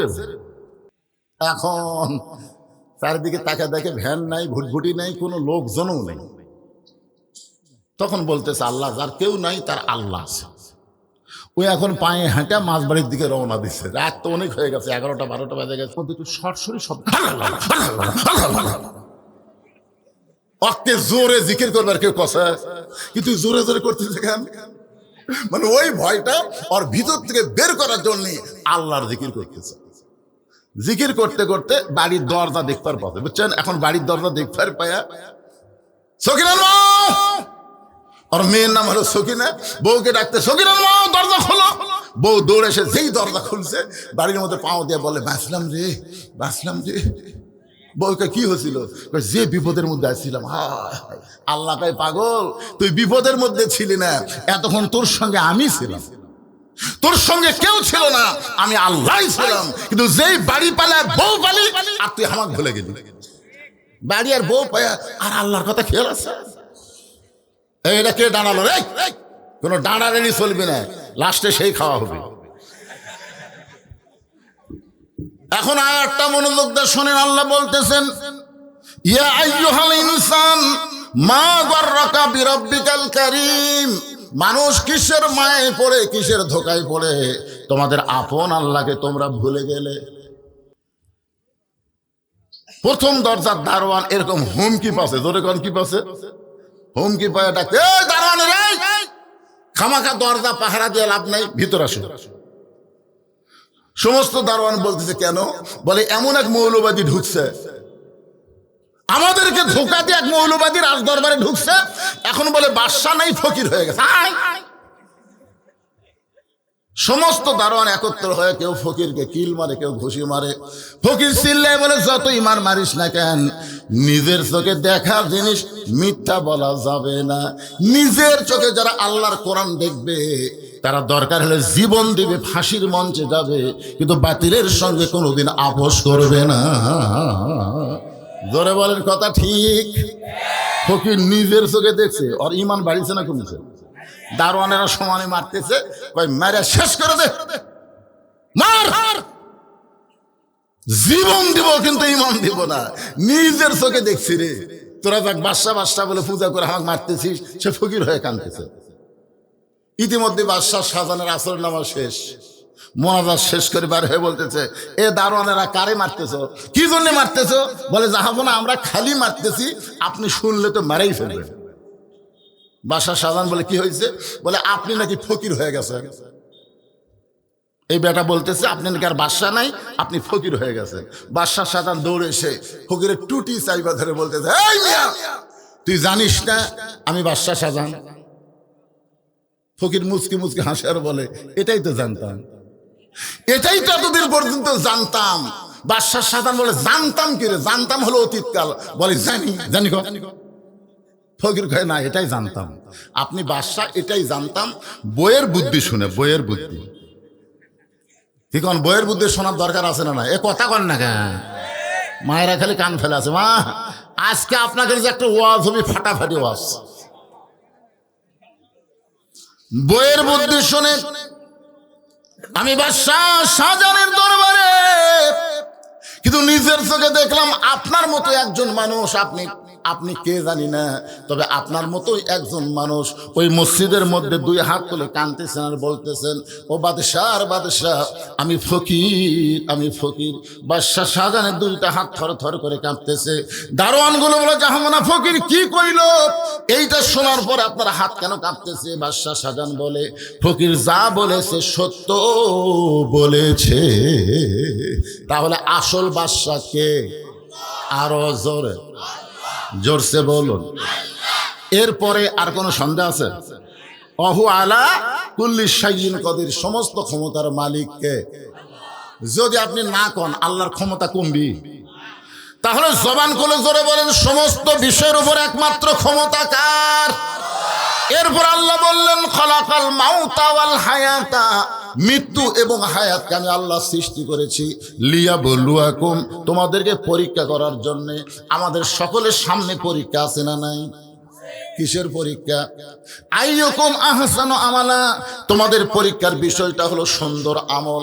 আমরা সুন্দর যত আমল আছে তার মধ্যে 1 নম্বর সুন্দর আমলের নাম হলো নামাজ। জোরে বলেন, নাম কি? জোরে বলেন। যত আমল আপনি করেন, ঈমান গ্রহণের পরে যতই আমল করেন, সবচাইতে 1 নম্বর সুন্দর আমল হলো নামাজ। এখন আপনাদের কাছে আমার প্রশ্ন হলো, এই নামাজ কি একা একা পড়া না জামাতে? কয় রাকাত? না না, 5 ওয়াক্ত কয় রাকাত? এটা আপনারা জানেন না? 70 রাকাত নামাজ জামাতে পড়া লাগবেই। সেটা এখন জামে মসজিদে পড়েন আর ওয়াক্তিয়া মসজিদে পড়েন, পড়া লাগবেই। আমার কথাকে বুঝলেন? 70 রাকাত নামাজ। ফজরের ফরজ 2, জোহরের ফরজ 4, আসরের ফরজ 4, মাগরিবের ফরজ 3, এশার ফরজ 4। এখন আপনাদের কাছে আমার প্রশ্ন হলো, আল্লাহ ইচ্ছা করলে, আল্লাহ যদি ইচ্ছা করতো তাহলে এই 5 ওয়াক্ত নামাজ 4 5 20 রাকাত দিবার পারতো না ভাই? ফজর 4, জোহর 4, আসর 4, মাগরিব 4, এশা 4। কিন্তু আল্লাহ এভাবে নামাজ কেন দিলেন? ফজর কেন 2 রাকাত দিলেন ফরজ, আসর কেন 4 রাকাত, জোহর কেন 4 রাকাত, আবার মাগরিব বেজর কেন 3 রাকাত দিলেন, এশাবার কেন 4 দিলেন? আপনারা কি জানেন? না জানলেন জোরে বলবেন জানি না। জোরে বলেন, জানেন? এভাবে দেওয়ার কারণ কি? একটু মনোযোগ দিয়ে শোনেন। যে নামাজ সম্পর্কে আল্লাহ কোরআনে বললেন, ইন্নাস সালাতা তানহা আনিল ফাহশাই ওয়াল মুনকার, একমাত্র নামাজই পারে মানুষকে যাবতীয় খারাপ এবং বেহুদা কাজ থেকে বাঁচায় দিতে। বেগম মমতাজ একটা গান গাইছিল। মমতাজের সব গান কিন্তু খারাপ না, ওই গানটা আমার খুবই পছন্দ।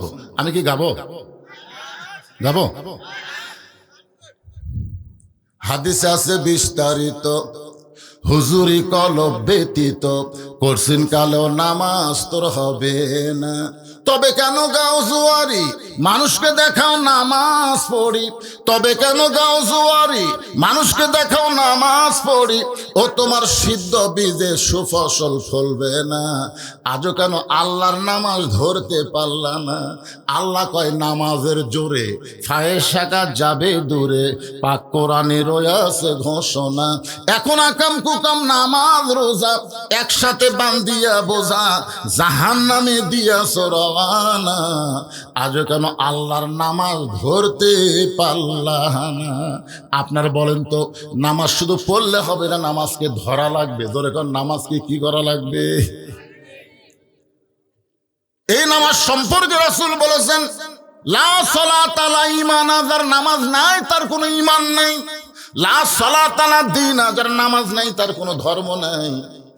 বাইনাল আবদি ওয়াল কুফরি তরক সালাত, বান্দা কাফের মধ্যে পৃথক করার জিনিস তার নামই হলো নামাজ। যারা নামাজ পড়বে তারা হবে আল্লাহর বান্দা, আর যারা নামাজ পড়বে না তারা হলো কাফের। রাসূল কঠিন কথা বলেছেন, মান তারাকা সালাতু মুতাম্মিদান ফাকাত কাফারা। ইচ্ছা করে একটা ওয়াক্ত নামাজ যারা বাদ দিল তারা অবশ্যই আল্লাহর সঙ্গে কুফরি করলো। এই নামাজটা হলো পুরুষ মানুষের জন্য 1 নম্বর আমল। মানে যত নেক আমল আছে পুরুষ মানুষের জন্য 1 নম্বর নেক আমলের নাম কি? কিন্তু যে সমস্ত মায়েরা পর্দার অন্তরে বসে আছেন তাদের জন্য কিন্তু 1 নম্বর নেক আমল নামাজ না, আহসানু আমাল। আল্লাহ বলেছেন সুন্দর আমল। নারীদের জন্য 1 নম্বর সুন্দর আমল হচ্ছে পর্দা। কারণ মেয়েদের যদি পর্দা না থাকে তাদের নামাজ রোজা হজ যাকাত কিছুই কবুল হবে না। এই জন্য মেয়েদের 1 নম্বর সুন্দর আমলের নাম কি? আপনার কথা কন না কেন? পর্দা যদি না থাকে যতই নামাজ পড়ুক, যতই রোজা করুক, যতই দান করুক, আল্লাহ কবুল করবে না। আমার মায়েরা যারা পর্দার অন্তরে একটু মনোযোগ দিয়ে শুনবেন, আব্দুল কাদের জিলানী রহমতুল্লাহ আলাইহি, যাকে বাংলাদেশ সহ উপমহাদেশের অনেক মুসলমান বলে বড় পীর। ধরে কোন কি পীর? বড় পীর আব্দুল কাদের জিলানী। শোনেন না ভাই, কিন্তু আসলে এখানে বড় ছোট কথা না, তিনি যে একজন আল্লাহর ওলি ছিলেন এই ব্যাপারে কোনো সন্দেহ। ওই যারা আহলে হাদিস করে তারা তো পীর তীর কিছুই মানে না। সে আহলে হাদিসের আব্দুল রাজ্জাক বিন ইউসুফ তার এক বক্তব্যে বলেছেন আব্দুল কাদের জিলানী আল্লাহর ওলি, এই ব্যাপারে সন্দেহ নাই। কারণ তিনি একটা কিতাব লিখেছেন গুনিয়াতুত তালিবিন। এই কিতাব যেই পড়বে এমন ভাবে ইসলামের ছাত্র হবে, ওই ছাত্রকে আল্লাহ জান্নাতের দরজা পর্যন্ত নিয়ে যাবে। জোরে গান সুবহানাল্লাহ। এখন বড় পীর কোন আর না কোন, তিনি যে একজন আল্লাহর ওলি ছিলেন এই ব্যাপারে কোনো সন্দেহ নাই। তিনি একদিন জান্নাতুল বাকি জিয়ারত করতেছেন। জান্নাতুল বাকি বোঝেন আপনারা? যারা হজ করছেন তারা জানেন, আল্লাহ রাসূলের রওজার পাশে মদিনার সবচাইতে বড় গোরস্থানের নাম হলো জান্নাতুল বাকি। যে গোরস্থানের দরজায় আরবিতে লেখা আছে, এই গোরস্থানের মধ্যে আল্লাহ নবীর 10,000 সাহাবীর বেশি ঘুম পাড়তেছে। ধরে কোন সুবহানাল্লাহ। একটা গোরস্থানের মধ্যে সাহাবীর সংখ্যা কত? 10,000-এর বেশি। আমাদের গোটা বাংলাদেশ মিলে একটা সাহাবীও নাই। আমরা এমন একটা দেশের মুসলমান যেই দেশে এখন পর্যন্ত কোনো সাহাবীর কবর নাই। যাদের কবর আছে খুব বেশি হলে আল্লাহর ওলিদের কবর। অধিকাংশ কবর কিন্তু ভণ্ডদের দখলে। জোরে খান কথা ঠিক কিনা? আমি সিলেটের মৌলভীবাজার হবিগঞ্জ এলাকায় ওয়াজ করতে গিয়ে দেখি একটা মাজারের নাম হলো লেদা শাহ। লেদা শাহ। কিছু দূর যাওয়ার পরে দেখি আর একটা মাজার হলো ঘোড়া শাহ। তা আমার মধ্যে চিন্তা হলো যে লেদা শাহ, ঘোড়া শাহ। একজনকে জিজ্ঞেস করলাম, ভাইজান ওদের সামনে দিকে আসলাম লেদা শাহ, এটা ঘোড়া শাহ, এই অলিগুলা কোত্থেকে গাইছে? বলে অলি তো না হুজুর, এই যে ঘোড়া শাহ দেখতেছেন, এই ঘোড়া ওটি লাদিছে, ওই লাদ এখন হচ্ছে লেদা শাহ। আর এই ঘোড়া এই জায়গায় কবর দিচ্ছে, এটা হলো ঘোড়া শাহ। একটাও পীর সাহেব নাই, ঘোড়ার লাত। বাংলাদেশের অধিকাংশ আল্লাহর ওলিদের কবর কবর না, ভণ্ডদের কবর। জোরে খান কথা ঠিক কিনা? একটু মনোযোগ দিয়ে শুনবেন। 10,000 সাহাবীর কবর জান্নাতুল বাকির ভিতরে। সেই জান্নাতুল বাকি আব্দুল কাদের জিলানী রহমতুল্লাহ আলাইহি জিয়ারত করতেছেন। এমন সময় পিছন দিক থেকে একজন বলে, হুজুর আমি শুনেছি এই জান্নাতুল বাকির মধ্যেই মা ফাতেমার কবর আছে, আপনি একটু চোখ বন্ধ করে দেখেন তো কবরটা কোন জায়গায়। মুরিদ বলতেছে, আমি শুনেছি জান্নাতুল বাকির মধ্যে মা ফাতেমার কবর আছে, আপনি একটু চোখ বন্ধ করে দেখেন তো কবরটা কোন জায়গায়।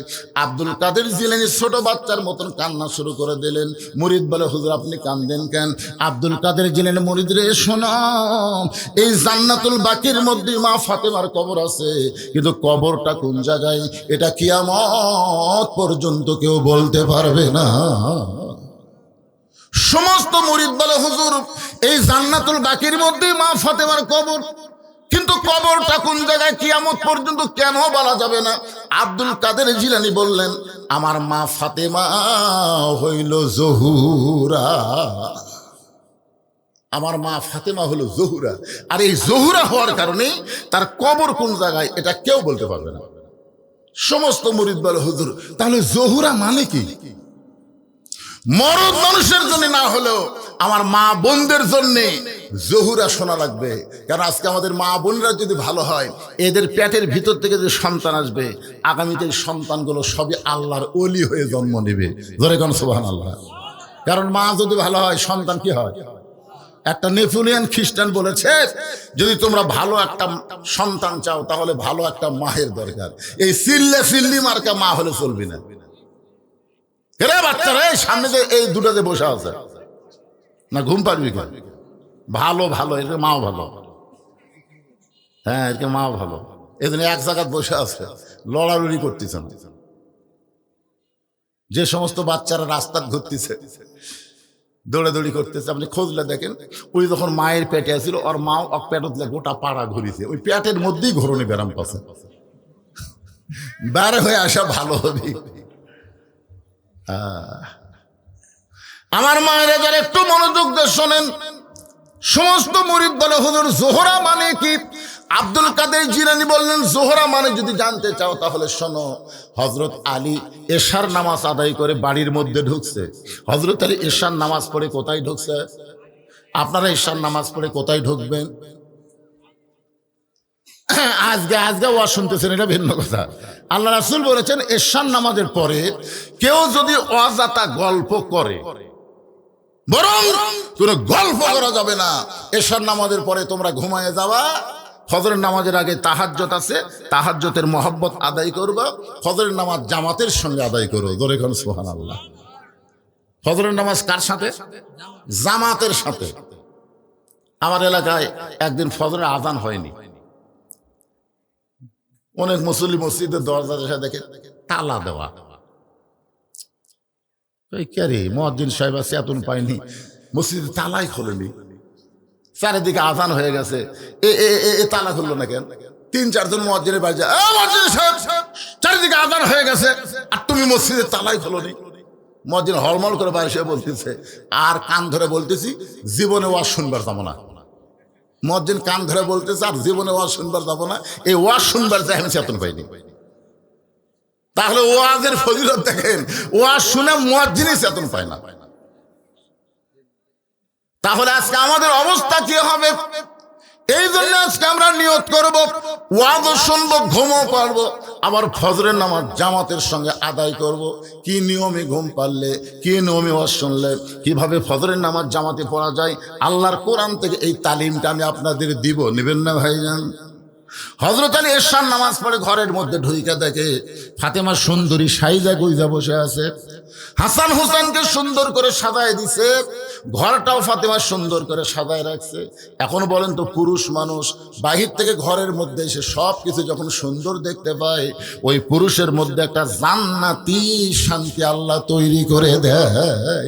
সুবহানাল্লাহ কর না কেন?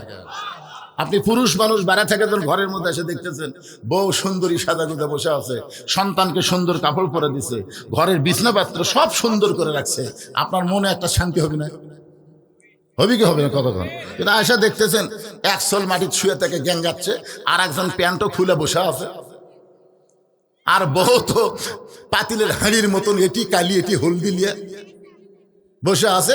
বিছনার দিকে তাকে দেখেন বালুস একটি, খেতা একটি, চাদর উপর হয়ে আছে। তখন আপনি বলতেছেন, আল্লাহ রে, এ বাড়ির থেকে বেড়াই ভালো রে। অনেক মরদ মানুষ কিন্তু বাড়ির থাকবার চায় না, সবসময় বাহিরে ঘুরঘুর করে, কারণ ওর বাড়ির মধ্যে কি নাই? শান্তি নাই। ধরে বলেন কি নাই? হযরত আলী ঘরের মধ্যে ঢুকেই বলতেছেন আলহামদুলিল্লাহ, আলহামদুলিল্লাহ, আলহামদুলিল্লাহ।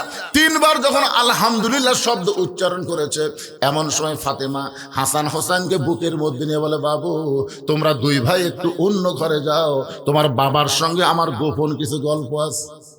যেই মাত্র ফাতেমা বলতেছে হাসান হোসেনকে, বাবা তোমরা 2 ভাই একটু অন্য ঘরে যাও, তোমার বাবার সঙ্গে আমার গোপন কিছু গল্প আছে, কথাবার্তা বলার সঙ্গে সঙ্গে হাসান হোসেন হাসতে হাসতে যখন অন্য ঘরে গেছে, এমন সময় ফাতেমা ঘরের দরজা বন্ধ করে দেয়।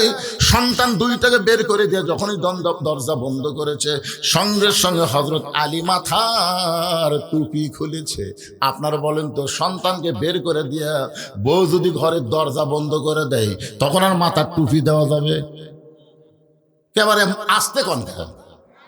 আপনি কি মনে করতেছেন আমি যত বড়ই বক্তা হই, আমি ওয়াজ করে বাড়ির যে টুপি মাথাতে থাকি, যদি 5 মিনিট দেরি হয় বউ এসে টুপি খোলে, কি আবার হুজুরগিরি করবেন নাকি? শীতের দিনে একলা ল্যাব গরম হচ্ছে না, আর হুজুর খেলে ওয়াজ করে। আমি বললাম তুমি এত গরম হচ্ছে কেন? আমার বউ বলতে, শোনেন, জনগণ যতদিন আপনাকে চাবে ততদিন আপনি বউ ভুলে থাকবেন। যেদিন থেকে জনগণ চাবি না, কেউ দাওয়াত দিবি না, তখন এসে আমার কাছে পড়ে যাবেন, কিন্তু আমার ঘুম হবে না। কেন? বলে প্রত্যেকটা বক্তা বুড়াকালে একটা ব্যারাম হয়, হাউস হাউস ব্যারাম। এই যে মাইক করে, এই ব্যারামের নাম হলো হাঁপানি ব্যারাম। ধরে কোন কি ব্যারাম? তখন আপনি স্বামী যদি আমার কাছে হাউস মাউস করেন, ঘুম হবে? যৌবন বয়সে খেতা গরম করলাম একলাই, ল্যাব গরম করে একলাই, আর বুড়া বয়সে হাঁপানি নিয়ে বইয়ের কাছে আইছে। একটু মনোযোগ দেন, আল্লাহ কোরআনে বলেছেন হুন্না লিবাসুল লাকুম ওয়া আনতুম লিবাসুল লাহুন্না। স্বামী হলো বিবির পোশাক, বিবি হলো স্বামীর পোশাক। যেই মাত্র ফাতেমা দরজা বন্ধ করেছে, সঙ্গে সঙ্গে হযরত আলী মাথার টুপি খুলেছে। ফাতেমা এক দৌড়ে এসে স্বামীর বুকের মধ্যে মাথা ঢুকে ছোট বাচ্চার মতন ফোঁপায় ফোঁপায় কাঁদতেছে। আলী বলতে যে ফাতেমা তোমার কান্দার কারণ কি? ফাতেমা বলে স্বামী গো, আর কোনোদিন ঘর সাজাবার পারবো না, আর কোনোদিন সন্তান দুইটাকে সাজাই দিবার পারবো না, আর কোনোদিন সাইজা গুইজা আপনার সামনে দাঁড়াবার পারবো না, কারণ আজকে গভীর রাত্রে ফাতেমার মৃত্যু হবে। যেই মাত্র কইছে গভীর রাত্রে ফাতেমার মৃত্যু হবে, গাছের গোড়া কাটলে গাছটা যেমন পড়ে যায়, হযরত আলী তেমনি পড়ে গেলেন ঘরের মাঝায়। ফাতেমা এবার মুস্কি মুস্কি হাসতেছে। কিছুক্ষণ আগে কান্দা কান্দা স্বামীর কাছে যে কথা কইছে, স্বামী পড়ে যাওয়ার পর ফাতেমা মুস্কি মুস্কি হাসতেছে। মুস্কি মুস্কি হেসে ওই স্বামীর মাথাটা উরাতের উপরে নিয়ে কপালে একটা চুমা দিয়ে বলে স্বামী গো, এতদিন আমি জানতাম আপনি পৃথিবীর সবচাইতে বড় জ্ঞানী, আপনি পৃথিবীর সবচাইতে বড় বীর। ইয়াজিদের চামচা বলেছে হোসাইন তোমার বাবা হলো বিশ্ব আলেম, তোমার বাবা শুধু বিশ্ব আলেম না। ফাতেমা বলতেছে আমার নবী বলেছেন, আমার বাবা বলেছেন আলী আসাদুল্লাহিল গালিব, আলী হচ্ছেন পৃথিবীর সবচাইতে বড় বীর। জোরে কারণ সুবহানাল্লাহ। ফাতেমা বলতেছে পৃথিবীর সবচাইতে জ্ঞানী আপনি, সবচাইতে বড় বীর আপনি, আর বইয়ের মরার খবর শুনে এভাবে পড়ে গেলেন। আপনি কি মনে করেন দুনিয়াতে আসা থাকার জন্য না যাওয়ার জন্য? সবাই বলেন, ছোট বড় যারা বসে আছেন সবাইকে বলতে হবে। আমি যেই বলবো আসলে, আপনারা বলবেন যাইতে হবে। আসলে কবে?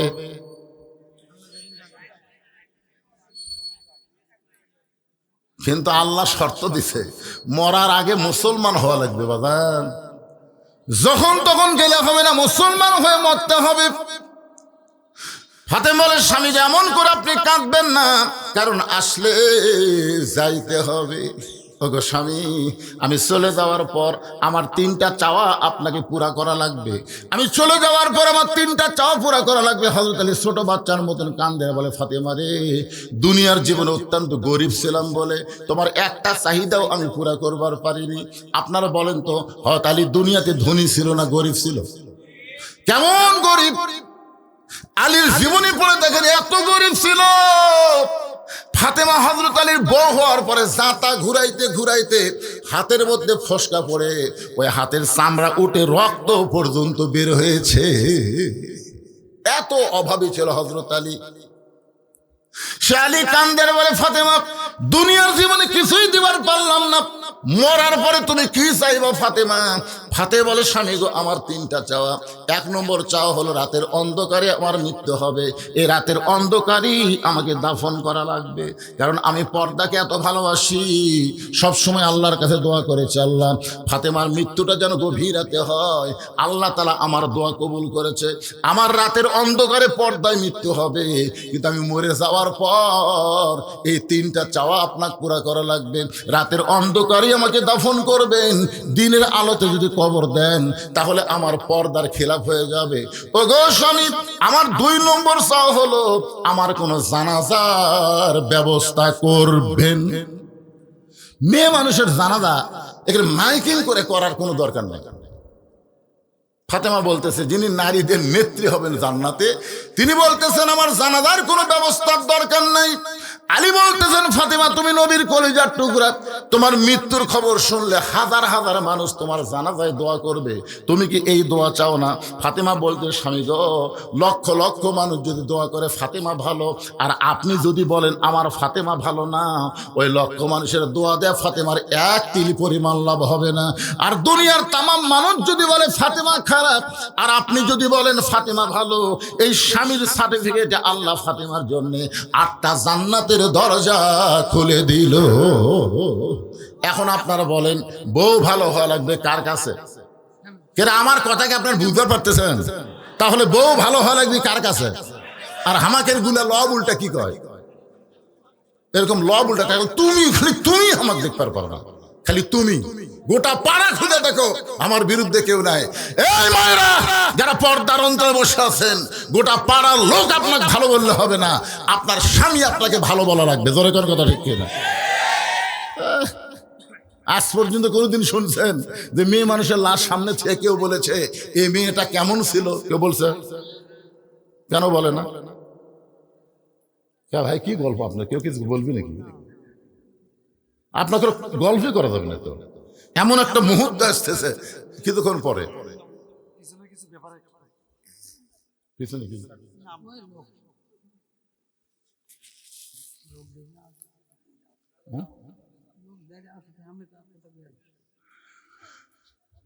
আসলে একে তো বদরশীদ বক্তা এই এলাকার খুব কম আসছে, ঠিক কেনা বলেন? এই বছর তো আশাই হয়নি। এটা তো একটা আছেই। আবার দ্বিতীয়ত আমি কিন্তু ঘরের বক্তা না, আমি হলো ভাইরাল বক্তা। দরকার কি বক্তা? এখানে এমন কোনো লোক নাই যে আমার ওয়াজ শোনেনি। 3 নম্বর হলো এখানে এমন একটা অবস্থা, আসার পরে আমি জাহিদুল ভাই থেকে শুনলাম যে একেবারে গোস্ত দিয়ে আলু ঘাটি আমার ভাত। এটা কি জাতা কথা কে ভাই রে? আপনি মানুষ যতই বসান শেষ পর্যন্ত রাস্তা পর্যন্ত যাবি, কারণ ভাত তরকারি যদি মাছ ঘাটি হতো, অনেকে মাছ ঘাটি বন্ধ করে, গরুর গোস্তর ভাত এটা ছাড়া।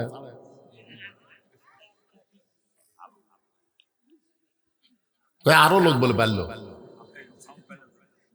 তো গোপনে গোপনে কাজ করে যাচ্ছে।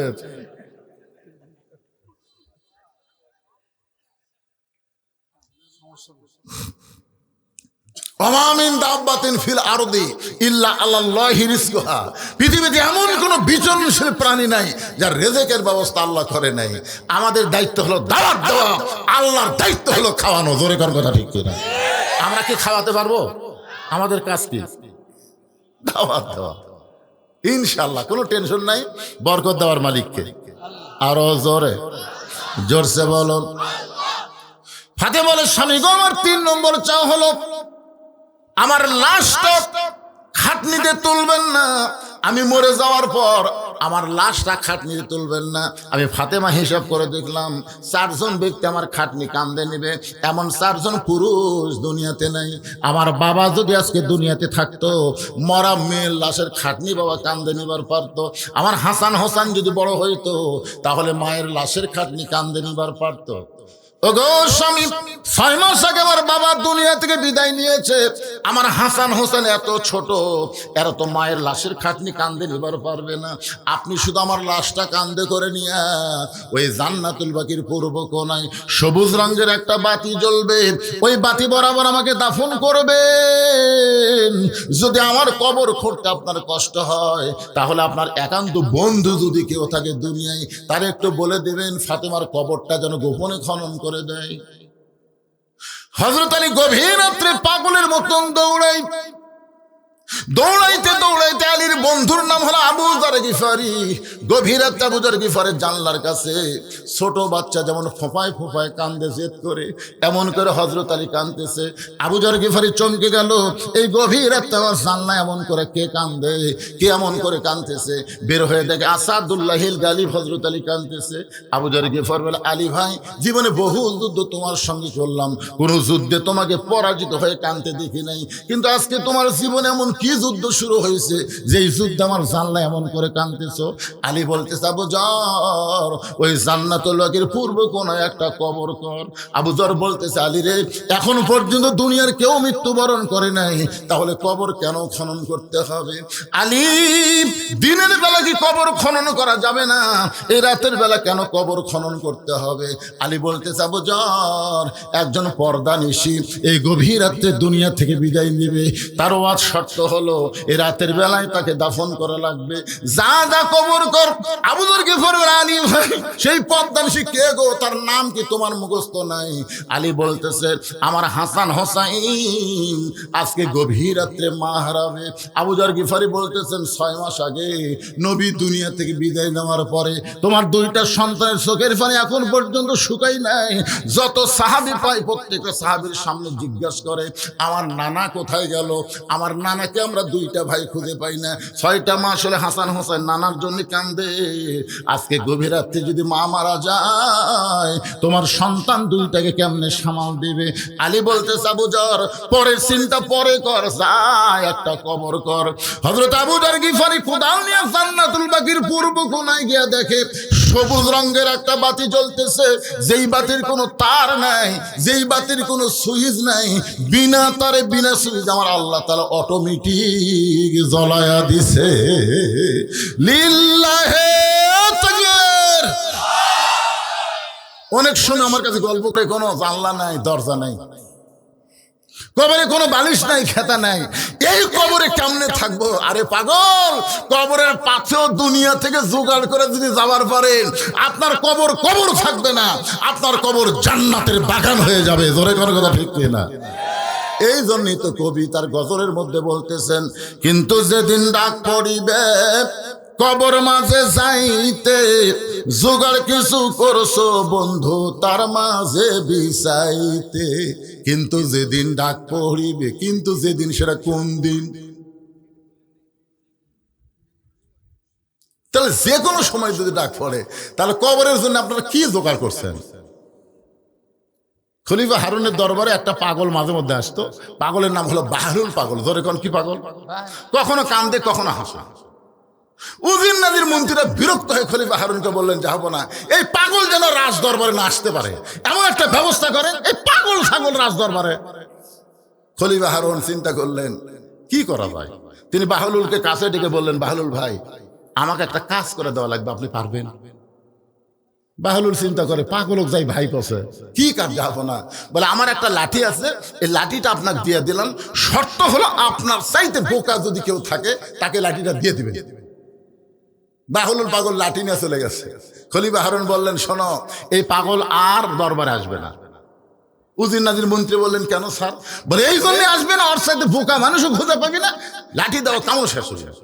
আর কাম না শেষ হয়ে আসে। আসলেই তাই, কয়েক বছর বাহলুল পাগল আর রাজ দরবারে আসে না। ওর সাথে বোকা মানুষ খুঁজাও পায়নি, ওর হাতুতে লাঠি আছে। কিন্তু খলিফা হারুন যখন দুর্বল হয়ে বিশ্রাম পড়ে গেছে, এমন সময় বাহলুল পাগল লাঠি নিয়ে হাজির। খলিফা হারুন বলে, কেরে বাহলুল, লাঠি যে এখনো তোর হাতে আছে, লাঠি দেওয়ার মানুষ আজকে হয়তো পাওয়া যাবে। খলিফা হারুন চমকে বলতেছে, এই ঘরের মধ্যে তুমি আর আমি ছাড়া তো কেউ নাই, তা লাঠি কেমনে, কাকে দিবে? বলে, যাবো না। আপনাকে একটা প্রশ্ন করি, মনে করেন আপনি যে শহরে বসবাস করতেছেন, শহরের নাম কি? খলিফা হারুন বললেন, বাগদাদ শহর। বাহলুল পাগল বলেন, বাগদাদ শহর থেকে মক্কা শহরে আপনি যদি 10 দিনের সফরে যান, আপনি কিভাবে যাবেন? খলিফা হারুন বলতেছে, পাগল, বাগদাদ হলো আমার সিনা, মক্কা হলো আমার অচেনা, তাহলে সিনা শহর থেকে অচেনা শহরে গেলে মাল সামানা জোগাড় করি আমাকে যাওয়া লাগবে, কারণ ওখানে যায় যেন আমার বিপদ না হয়। বাহলুল পাগল বলে, যাবো না। শোনেন, দুনিয়ার একটা শহর থেকে আর একটা শহরে 10 দিনের সফরে গেলে মাল সামানা জোগাড় করে আপনি রওনা দিবেন, তাহলে দুনিয়ার জগৎ থেকে আখিরাতের জগতে কবরের স্টেশন দিয়ে আপনাকে যাওয়া হবে, যে কবরের মধ্যে 50,000 বছর আপনাকে থাকা লাগবে। সে কবরের পাথেয় হিসাবে কতটুকু আপনি জোগাড় করছেন? খলিফা হারুনের চোখ দিয়ে দর দর করে পানি পড়তেছে। বাহলুল পাগল বলে, যাবো না। খবর কি? বলে, ওই কবরের জন্য আমি তেমন কিছু জোগাড় করতে পারি নাই।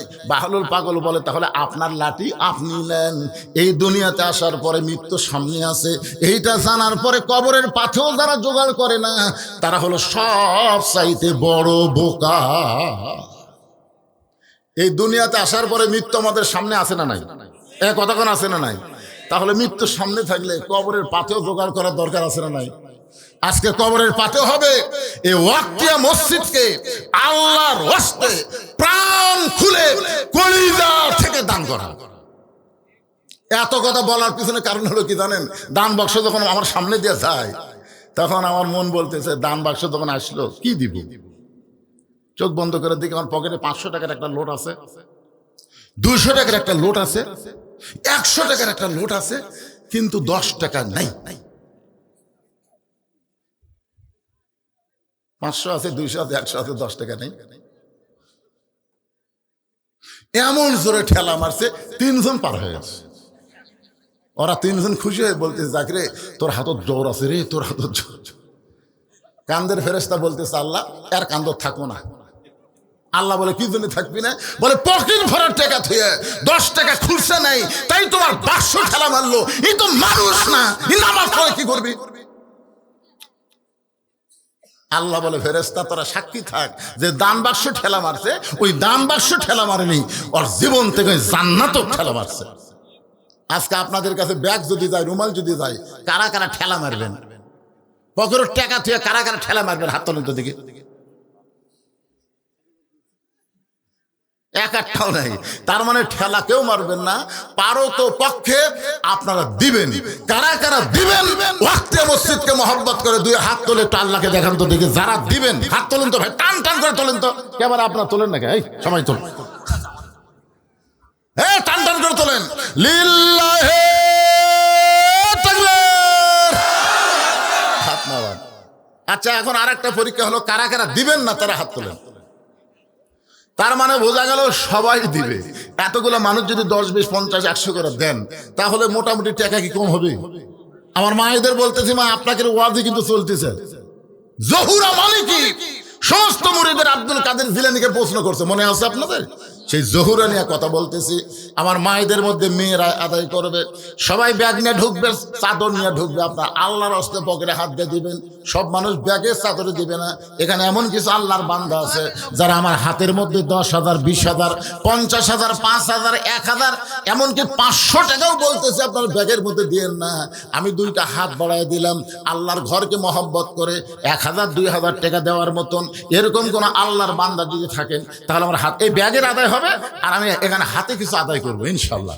এই কমপ্লিট 5 থেকে 10 মিনিটের মধ্যে আদায় শেষ করে আমি আবার আলোচনার মধ্যে চলে যাব। আল্লাহ যেন কবুল করে, জোরে কান আমিন। ঘড়ির দিকে তাকায় দেখি বেশি বাজে নাই, কেবল রাত 11:30 বাজতেছে।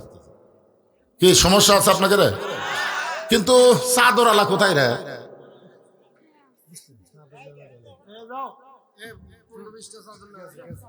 গেছে ব্যাগে দিচ্ছেন, মাশাআল্লাহ। আপনাদের মধ্যে এমন কোন আল্লাহর পাগল আছে যে কবরের পাথর জোগাড় করার জন্য এই মসজিদে 1,000 টাকা দান করবেন? 1,000 ব্যাগের মধ্যে তো আপনি দিবার পারবেন না। দান বাক্সে 10 টাকা নাই দেখে ঠেলা মারছে। 500, 200, 100 দান বাক্স পড়ে। আপনার মসজিদের দান বাক্স খুলে দেখেন তো, ওর মধ্যে 100, 500 টাকার লোক থাকে? কি জন্য থাকে না? ওর টাকা কি পকেট নাই?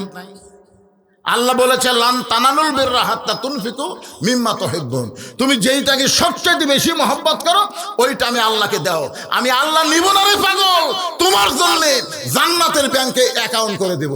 যাদের বাপ মা কবরে গেছে, বাপ মার মহব্বতে এই আল্লাহর ঘর ওয়াক্তিয়া মসজিদে 1,000 টাকা দেওয়ার লোক নাই আপনাদের মধ্যে? যে লোকটা প্রথম উঠবে আর দেখা দেখি যত মানুষ দান করবে, ও দানের একটা অংশের সব পাবে। এই জন্য প্রথম ওটাটা খুব বাপের বেটার কাম। ওঠেন, 1,000 টাকা নিয়ে ওঠেন, আল্লাহর একজন বান্দা। এখানে যেগুলো অতিথি আছেন, যদি পোস্টার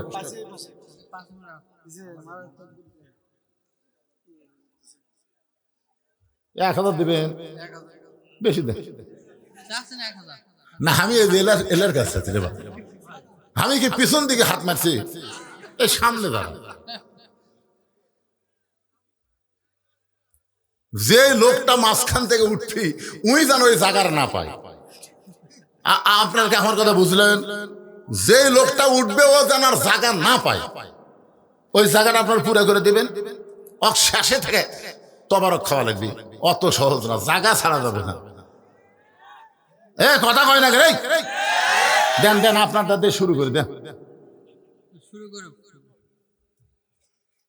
দেখেন কিভাবে দিল, দেখছেন? দেখেন ইমানদার কারে কয়, পকেটে যা ছিল সব দিয়ে দিচ্ছে। এই যে 50 টাকার 10টা লোড দিছে আর 500 টাকার একটা লোড দিছে, তার মানে কি বোঝালো? যে বড় হোক ছোট হোক আল্লাহর জন্য সব দিয়ে দিল। 1,000 টাকা আল্লাহ তোমার একজন বান্দা, তোমার ঘর মসজিদে করছে দান, আল্লাহ দানকে কবুল করে নিয়ে আপনজন যদি কবরে যায়, এই দানের ওসিলায় তাদের কবরকে জান্নাতের টুকরা বানায় দেন। জোরে কান আমিন। বাপ মা দুইজনই কবরে চলে গেছে, বাপ মার কবরের জন্য আমরা দোয়া করি, দানের ওসিলায় আল্লাহ বাপ মার কবরকে জান্নাতের টুকরা কবুল করুক। জোরে কান আমিন। আপনাদের মধ্যে একটা লোক আল্লাহর বান্দা নাই, এই মসজিদের জন্য 1,000 টাকা দিবেন ভাই? একটু ওঠেন ওঠেন ওঠেন, এই ছেলেরা ব্যাগের মধ্যে কি টাকা দিচ্ছে, খালি দৌড়াই রে তো। হ্যাঁ, ফকির কিন্তু কোনোদিনও বাপের কাছে ভিক্ষা চায় না, কোনোদিন দরজা বলছে বাবা চারটা ভিক্ষা দেন বাবা, এই কথা কয় না। মারে মারে চারটা ভিক্ষা দাও মা। তার মানে ফকির জানে মায়ের মন নরম বেশি। ব্যাগওয়ালাদের বলবো আপনার নড়বেন না, দাঁড়ায় থাকবেন। যারা আপনাদের আশেপাশে তার শরম পায় পকেটে হাত দিবেন, দৌড়াদৌড়ি করলে খালি ফাঁকর থাকবে। আজকে ফাঁকে না, সবাই হাত তুলছেন। যারা হাত তুলছেন সবাই পকেটে হাত ঢুকাবেন, আল্লাহর হস্তে দান করবেন। পিছনে যারা দাঁড়িয়ে আছেন আপনারাও দান করবেন। একটু জিকির করেন লা ইলাহা ইল্লাল্লাহ, লা ইলাহা ইল্লাল্লাহ, জোরে লা ইলাহা, লা ইলাহা ইল্লাল্লাহু মুহাম্মাদুর রাসূলুল্লাহ। আজকের মাহফিলে 4টা সহসভাপতি, 4 জন, এরা কি দান করছে? সবাই আগে দিছে।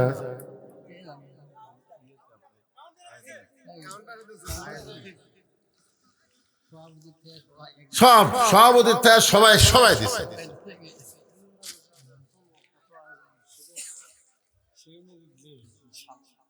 সেই অনুযায়ী ব্যাগের মধ্যে কি ভাই বুঝবেন বাবা, কৌটার টাকা তো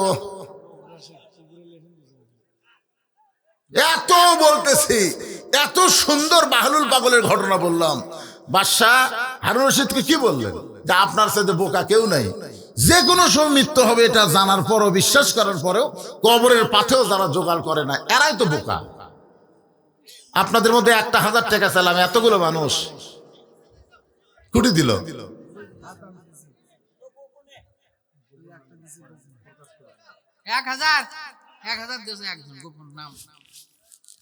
নাম বলবে না, গোপন একজন আল্লাহর বান্দা 1,000 টাকা দান করছে, আল্লাহ কবুল করেন। আল্লাহ রাসূল বলেছেন গোপনে দান প্রকাশ্যে দান 2 দানই জায়েজ আছে। গোপন দান কার জন্যে? কোন সম্ভ্রান্ত বংশের মানুষ গরিব হয়ে গেছে, খুবই সম্ভ্রান্ত ব্যক্তি গরিব হয়ে গেছে, সে মানুষের কাছে ভিক্ষা চাইতে পারে না, তখন তাকে গোপনে গোপনে দান করবেন, তার সম্মানের যেন ক্ষতি না হয়। আবার তাবুকের যুদ্ধে আল্লাহ রাসূল বলেছেন কে কত দান করবা, প্রকাশ্যে দানের মহড়া হচ্ছে। আবু বকর কত দিচ্ছে, ওমর কত দিচ্ছে, ওসমান কত দিচ্ছে, আলী কত দিচ্ছে। তো এটা হলো তাবুকের যুদ্ধের মতো, আপনাদের কাছে প্রকাশ করলে ক্ষতি নাই ভাইজান। গোপনে একজন 1000 দিতে, প্রকাশ্যে একজন 1000 দেন তো, আপনাকে মাঝখান থেকে দেন। কেরে জামাইরা কেউ আসে না নাকি শ্বশুরের বাড়ি? এই গ্রামে এই যে আপনার মাছবাড়ি মন্ডল পাড়া, তাই না? মাছবাড়ি মন্ডল পাড়ার কয়টা জামাই আছেন হাত তোলেন তো দেখি। একটা জামাই নাই, কি বিপদ রে। জামাইরাও দিছে,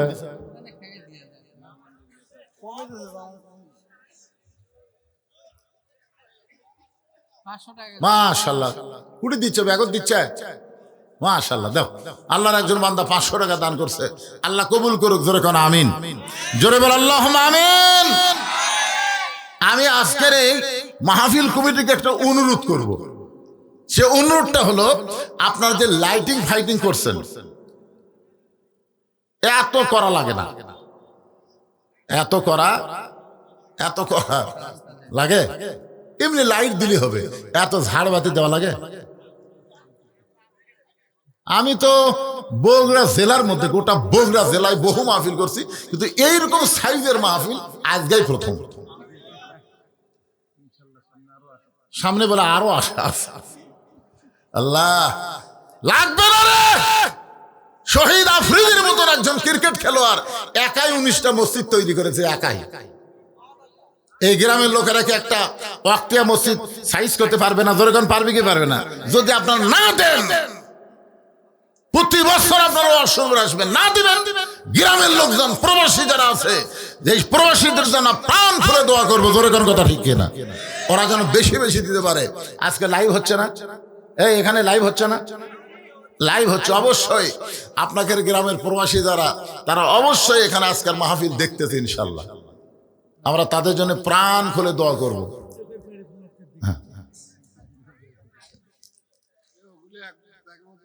এই যেগুলো টাকা আদায় হয়েছে মায়েদের মধ্যে যারা করতেছে এগুলো তো বিশ্বস্ত লোক লাগবে।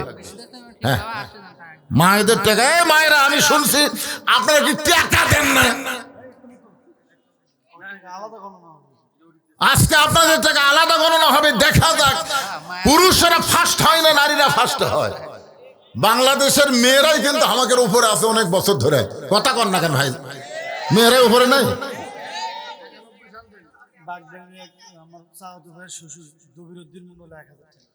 বাগবাড়ি আমার বাপজানের চাওতো ভাইয়ের শ্বশুর দবিরউদ্দিন সাহেব 1000 টাকা দান করেছে। আল্লাহ তার দানকে কবুল করেন। যে নিয়তে দান করছে আল্লাহ নেক নিয়ত নেক আশা আল্লাহ আপনি কবুল করেন, জোরে বলে আমিন। আচ্ছা, আপনাদের যাদের বাপ মা মারা গেছে, আল্লাহর এই ঘর মসজিদে কোরআন শরীফ বাবদ, পবিত্র কোরআন শরীফ বাবদ মাত্র 200 টাকা দান করা লাগবে।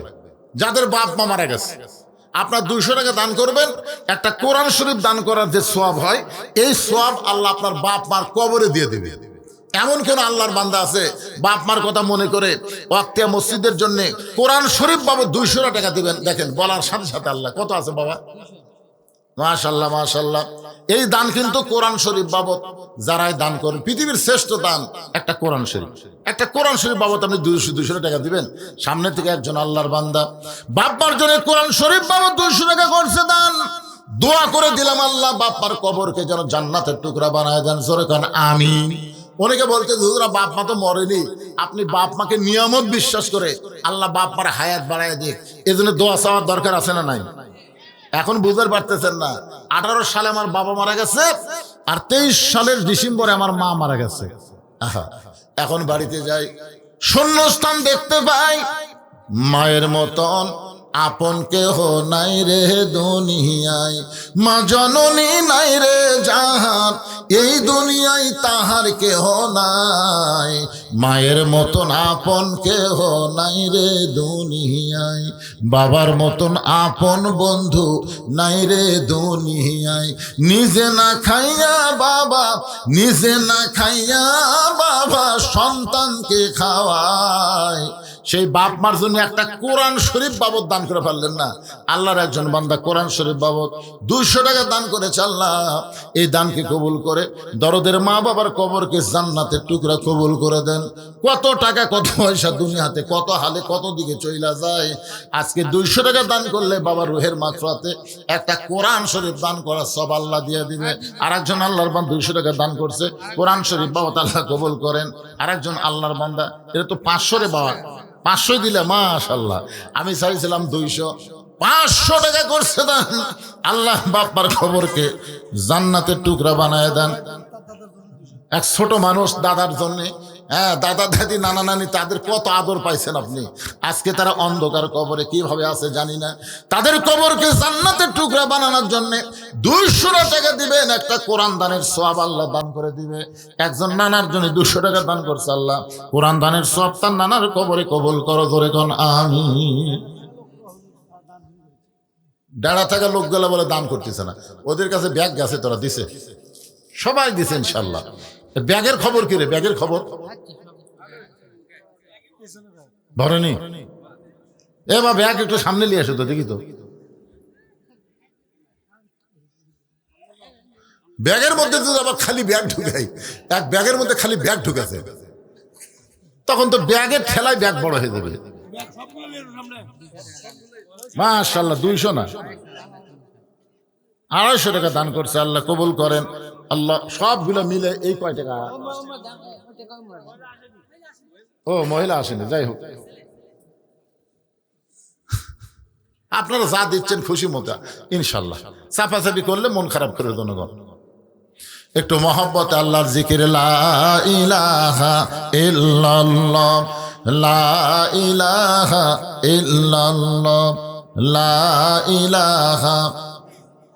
আল্লাহর জিকির করতে অলসতা লাগতেছে, লা ইলাহা ইল্লাল্লাহ, লা ইলাহা ইল্লাল্লাহ মুহাম্মাদুর রাসূলুল্লাহ সাল্লাল্লাহু আলাইহি সাল্লাম। আমার বাপজান প্রবাসীদের দানের কথা যেভাবে বলছে, জনগণ মনে করছে প্রবাসীরা দিলি চলবে, দেশের লোকের দেওয়ার দরকার নাই। হ্যাঁ, প্রবাসীরা দিছে, দিবে দিবে। যদি শোনে যে আপনারা দেন নাই, ওরা আরো বাড়ায় দিবে। মানুষ যখন প্রবাসে যায়, ওই মানুষের মনটা শিশুর মতো নরম আল্লাহ করে দেয়। দেশে আছেন তো বুঝতে পারতেছেন না, প্রবাসে টাকা কামাই করা কত কষ্ট। তারপরেও 30,000 টাকাও একজন দান করছে। আমি শুনলাম 6,000 করে দুইজন দিছে, 3,000 করে অনেকে দান করছে, 1500 করে, 20,000 দিছে, 10,000 দিছে। আল্লাহ তাদের এই বিশাল দানকে আল্লাহ কবুল করেন। যেখানেই যিনি আছে আল্লাহ যেন শরীরভাবে সুস্থ রাখে, তাদের কামায় যেন আরো বরকত দেয়। জোরে কোন আমিন। আবু যর গিফারি কোদাল নিয়ে ওই জান্নাতুল বাকির পূর্ব কোণায় গিয়ে দেখে সবুজ রঙের একটা বাতি জ্বলতেছে, যেই বাতির কোনো আলো নাই, যেই বাতির কোনো তার নাই, যেই বাতির কোনো সুইচ নাই, বিনা তারে বিনা সুইচে আমার আল্লাহ করে বলেন কে অটোমেটিক জ্বলাই দিছে। আবু যর গিফারি লক্ষ্য করে দেখে ওই আলোর নিচে গোলাকার হয়ে আলো পড়ে নাই, 4 কোণা কবরের মতন আলো পড়েছে। ওই আলোর মধ্যে কোদাল দিয়ে কবর খুঁড়তেছেন। কবর খুঁড়তে খুঁড়তে এক সময় আবু যর গিফারি আবেগে মুখ ফসকে বলে ফেলেছে, কবর তুই কি জানিস রে কবর আজকে গভীর রাত্রে কবর খোঁড়ার কারণ কি? যাকে দাফন করা হবে, আল্লাহ নবীর মেয়ে হওয়ার পরেও নবী তাকে মায়ের মতন সম্মান দিয়েছে। কবর খবরদার বেয়াদবি করবি না। আজকে তোর মধ্যে যাকে দাফন করা হবে তার 2টা সন্তানকে আল্লাহ জান্নাতের যুবকদের সর্দার বানাইছে। কোদাল দিয়ে কবর খুঁড়তে খুঁড়তে এক সময় আবু যর গিফারি বলে, কবর তুই কি জানিস গভীর রাত্রে কেন কবর খুঁড়তেছি? তোর মধ্যে যাকে দাফন করা হবে হযরত আলীর স্ত্রী ফাতেমাকে দাফন করা হবে। কবর খবরদার বেয়াদবি করিস না। এই কথা বলে আবার যখন কোদাল মারতে চায়, এমন সময় কবরের ভিতর থেকে আওয়াজ আসছে, আবু যর কার মা, কার মেয়ে, কার বিবি এইটা কবর দেখবে না। আমল যদি ভালো হয় কবর জান্নাতের বাগান হবে, আর আমল যদি খারাপ হয় কবর জাহান্নামের গর্ত হবে। আপনারা মনে করেন না এই কথাটা ফাতেমার জন্য বলছে? ফাতেমার জন্য না, আমরা যারাই কবরে যাব তাদের সবাইকে লক্ষ্য করে বলা হয়েছে, কার মা, কার মেয়ে, কার বিবি এইটা দেখা হবে না, দেখা হবে আমল যদি ভালো হয় কবর জাহান্নামের কি হবে গর্ত। আমল যদি ভালো হয় জান্নাতের টুকরা হয়ে যাবে, আমল যদি খারাপ হয় কবর জাহান্নামের গর্ত হবে। এই শব্দ আবু যর গিফারির কানে ঢোকার সঙ্গে সঙ্গে গোটা দেহ থর থর করে কম্পন শুরু হয়ে গেল, হাতের কোদাল পড়ে গেল, আর কবর খুঁড়তে পারলেন না। হযরত আলী গভীর রাত্রে ফাতেমার দেহটাকে নিজের কাঁধে করে নিয়ে ওই জান্নাতুল বাকিতে যাবার চায়, কিন্তু ঘরের মধ্যে ঢুইকা থেকে অবাক কাণ্ড, ফাতেমা নিজে নিজেই গোসল করেছে। সুবহানাল্লাহ বলেন। ফাতেমারে কোনো মেয়ে মানুষ গোসল করায় দেয় নাই, নিজের শেষ গোসলটা নিজেই করেছেন। এই কারণেই করেছেন ফাতেমা মেয়েদেরকেও পর্দা করে। জোরে কর না সুবহানাল্লাহ। খাদিজাতুল কুবরা বলে, আমার পেট থেকে ফাতেমা যখন জন্ম নিল আমি আশ্চর্য হয়ে গেলাম, আমার প্রসবের কোনো ব্যথাই হলো না। ফাতেমা দুনিয়াতে আসার পরে আমি তাকায় দেখি, আমি মা খাদিজা নিজ আমার মেয়ের দিকে তাকায় দেখি, ফাতেমা তার নিজের এই 2টা হাত দিয়া তার ইজ্জত ঢেকে দুনিয়াতে ভূমিষ্ঠ হয়েছে। আমি মা খাদিজা কোনোদিন ফাতেমার ইজ্জত পর্যন্ত দেখতে পাই নাই। জোরে কর না সুবহানাল্লাহ। ফাতেমা নিজে নিজে কাফনের কাপড় পরেছে, নিজে নিজে কাফনের কাপড় পরে মাঝখানে নিজে শুয়ে 2 পাশে 2টা সন্তানকে বুকে হাত দিয়ে ঘুমাইয়া দিছে। হাসান হোসেন যখন ঘুমায় গেছে এমন সময় ফাতেমা এই দুনিয়া থেকে বিদায় নিয়ে চলে গেছে।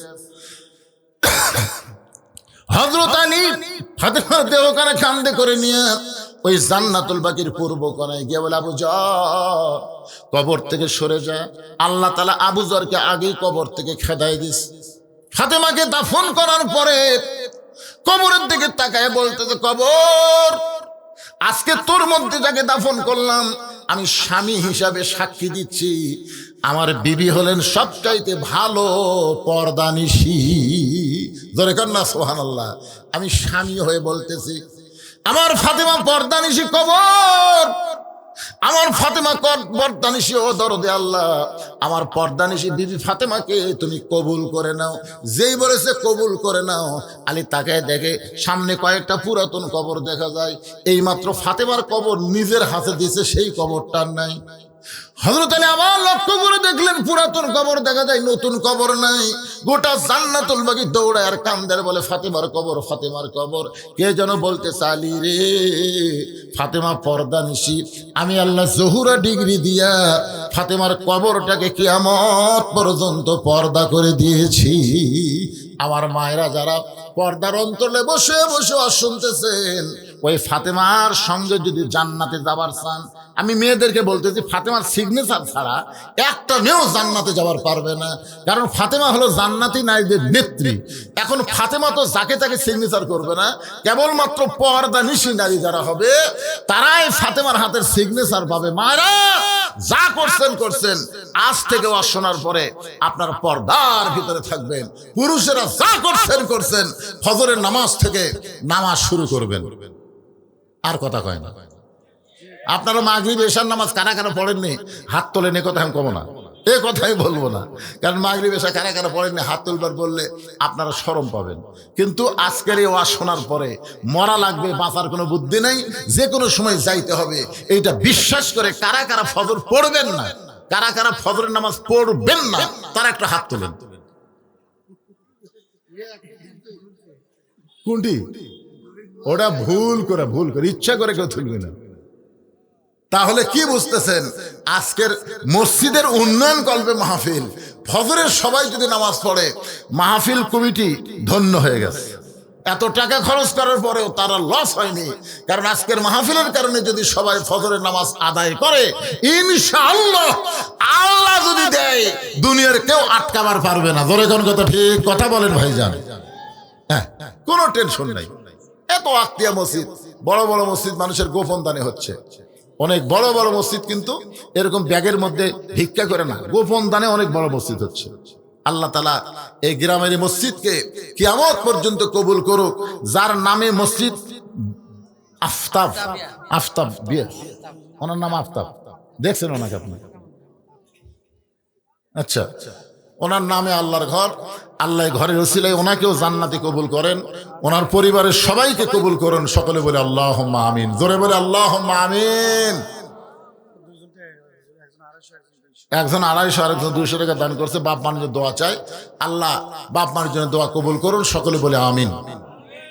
ইস্তিগফার পড়ো। আস্তাগফিরুল্লাহ রাব্বি মিন কুল্লি জামবি ওয়া তুবু ইলাইহি, আস্তাগফিরুল্লাহ রাব্বি মিন কুল্লি জামবি ওয়া তুবু ইলাইহি, লা হাওলা ওয়ালা কুওয়াতা ইল্লা বিল্লাহিল আলিয়্যিল আযীম। আল্লাহুম্মা সাল্লি আলা মুহাম্মাদ, আল্লাহুম্মা বারিক আলা মুহাম্মাদ। এখন দোয়া হচ্ছে, দোয়ার পরে আপনাদের জন্য খাওয়া দাওয়ার ব্যবস্থা আছে। জি দাও নাই।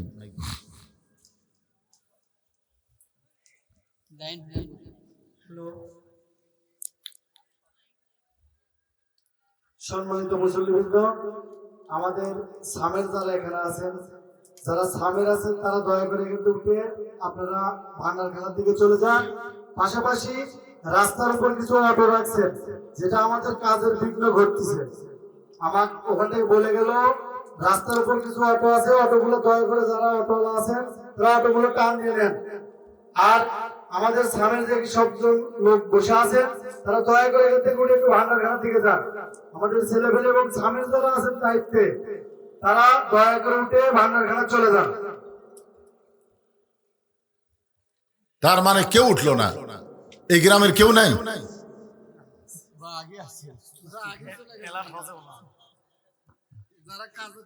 মাশাআল্লাহ মাশাআল্লাহ। আল্লাহুম্মা আমিন। আল্লাহুম্মা আনতাস সালাম ওয়া মিনকাস সালাম, তাবারাকতা ইয়া যাল জালালি ওয়াল ইকরাম। আল্লাহ তাআলা আরামের বাড়ি, আরামের ঘুমকে বাদ দিয়ে তোষকের মহব্বত কলিজা থেকে বের করে এই জান্নাতের বাগানে বসে বসে কোরআন হাদিস আলোচনা শোনার শেষে আমি গুনাহগারের সঙ্গে রহমতের দরজায় ফকির হয়ে দোকানে হাত তুলেছে। মেহেরবানি করে আজকের মাহফিল আমাদের সকলের হেদায়েতের জন্য, নাজাতের জন্য, জান্নাতের জন্য কবুল করো। এই মাহফিলের শুরু থেকে শেষ পর্যন্ত যত আলোচনা হয়েছে আল্লাহ, এর মধ্যে যদি ত্রুটি হয়, ভুল হয়, মাফ করে দিও। এর যা হাদিয়া মঞ্জুর করো, সোনার মদিনায় নবী পাকের রওজা মোবারকে আল্লাহ কবুল করে নিও। তামাম আম্বিয়ায়ে কেরাম, আসহাবে কেরাম, তাবিঈন কেরাম, তাবা তাবিঈন কেরাম, তামাম পৃথিবীর মাটির নিচে যত মুমিন মুমিনা আছে আল্লাহ, সকলের আরওয়াফে হাদিয়া কবুল করো। আমরা যারা হাত তুলেছি, আমাদের জনম দুঃখনী মা যাদের কবরে গেছে, আমাদের দরদের বাবা আজকে যাদের কবরে রয়েছে আল্লাহ, মেহেরবানি করে মা বাবার কবরকে জান্নাতের টুকরা কবুল করো। আমাদের দাদা দাদি, নানা নানি, আত্মীয় স্বজন, আমাদের আপনজন যারা কবরে গেছে আল্লাহ, কবরবাসীদের মাফ করে দাও আল্লাহ।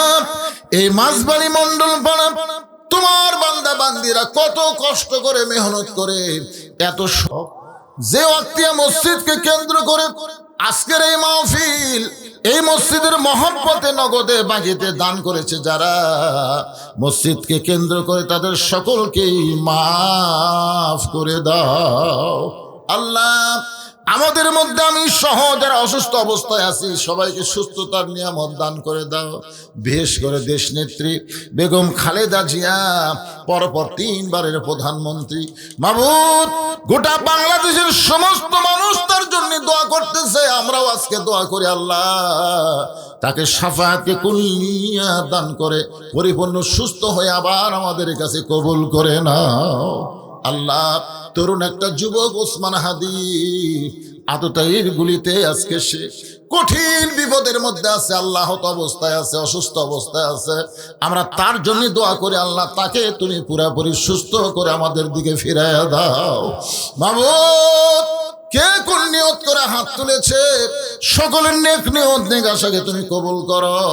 আজকের মাহফিলের সম্মানিত সভাপতিকে আল্লাহ তুমি কবুল করো, সভাপতি সহ সভাপতিদের কবুল করো, প্রধান অতিথিকে কবুল করো আল্লাহ। আজকের মাহফিলের বরেণ্য অতিথিদের কবুল করো, প্রধান পৃষ্ঠপোষককে কবুল করো, প্রধান মেহমানকে কবুল করো মাবুদ। বিশেষ অতিথিদের কবুল করো, খাস করে মসজিদ কমিটিকে কবুল করো, যার নামে তোমার ঘর আফতাব সাহেব কবরের বাসিন্দা হয়ে গেছে আল্লাহ, তার কবরকে তার পুরো পরিবারের উপরে রহমত আর বরকতের দরজা খুলে দাও আল্লাহ।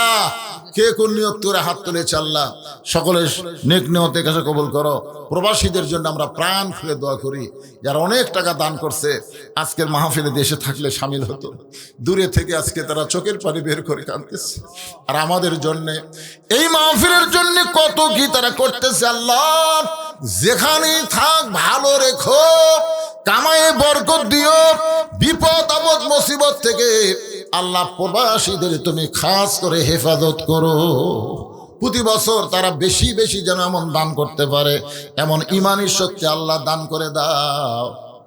যে বাচ্চাটা টার্গেট লাইন মারতেছে, আসলে বাচ্চাটারে আল্লাহ তুমি ভালো করে দাও আল্লাহ, কারণ এর জন্মের সমস্যা হওয়ার কারণেই আলেমদের চোখে টার্গেট লাইন মারতেছে আল্লাহ। আমরা দোয়া করি আল্লাহ, এই বাচ্চাটা যেভাবেই দুনিয়াতে আসুক তাকে তুমি পুরোপুরি ভালো করে দাও আল্লাহ। আমাদের বাচ্চাগুলো নষ্টের পথে চলে যাচ্ছে আল্লাহ, এই বাচ্চাগুলোকে আমরা নষ্ট হতে দিতে চাই না আল্লাহ। এই বাচ্চাগুলোকে তুমি ভালো করে দাও আল্লাহ। ছোট ছোট বাচ্চারা বোঝে না, না বুঝে আজকে অনেক অকাম কুকাম করে আল্লাহ, এই বাচ্চাগুলোকে ভালো করো। আর বাপ মার জন্য আমরা দোয়া করি, আগামীতে যে বাচ্চাগুলো দুনিয়াতে আসবে বাপ মা যেন ভালো হয় এবং তাদের মাধ্যমে সন্তানগুলো ভালো সন্তান যেন আমরা পাই আল্লাহ তুমি কবুল করো। এই মাঝবাড়ি বাগবাড়ি অত্র এলাকার সন্তান শহীদ প্রেসিডেন্ট জিয়াউর রহমান আলহা, এমন একটা সন্তান আমাদের বগুড়া থেকে জন্ম হয়েছে, যার কারণে গোটা পৃথিবী, এমনকি আরাফার ময়দানে গেলে নিমের গাছের নিচে যখন বসি, আহা কি সন্তান বগুড়াবাসী উপহার দিয়েছে গোটা পৃথিবীকে আল্লাহ। আল্লাহ সেই শহীদ জিয়ার এলাকায় এমন সুন্দর সুন্দর সন্তানকে তুমি কবুল করো আল্লাহ। আল্লাহ এই বাগবাড়ি মাঝবাড়ি এই গাবতলী গোটা বিশ্বের কাছে পরিচিত পেয়েছে শহীদ প্রেসিডেন্ট জিয়াউর রহমানের জন্য আল্লাহ। তার সন্তান তারেক জিয়াকে তুমি ভালো রেখো আল্লাহ, আমাদের দেশে ফিরে আসার ব্যবস্থা করো, সমস্ত কুচক্রের মহল থেকে আল্লাহ তুমি তাকে হেফাজত করো আল্লাহ। আমাদের সকলকে মাফ করো, আজকে আমাদের দোয়াকে আল্লাহ তুমি কবুল করো। যেদিন আমাদের মৃত্যু হবে দিনটা যেন জুমার দিন হয়, মাস মাসটা যেন রমজান মাস হয়, ইমানের সাথে ইজ্জতের সাথে এই দুনিয়া থেকে বিদায় নেওয়ার কালে আমাদের জবানে জারি করে দিও লা ইলাহা ইল্লাল্লাহু মুহাম্মাদুর রাসূলুল্লাহ সাল্লাল্লাহু আলাইহি সাল্লাম। আসসালামু আলাইকুম ওয়া রাহমাতুল্লাহি ওয়া বারাকাতুহু।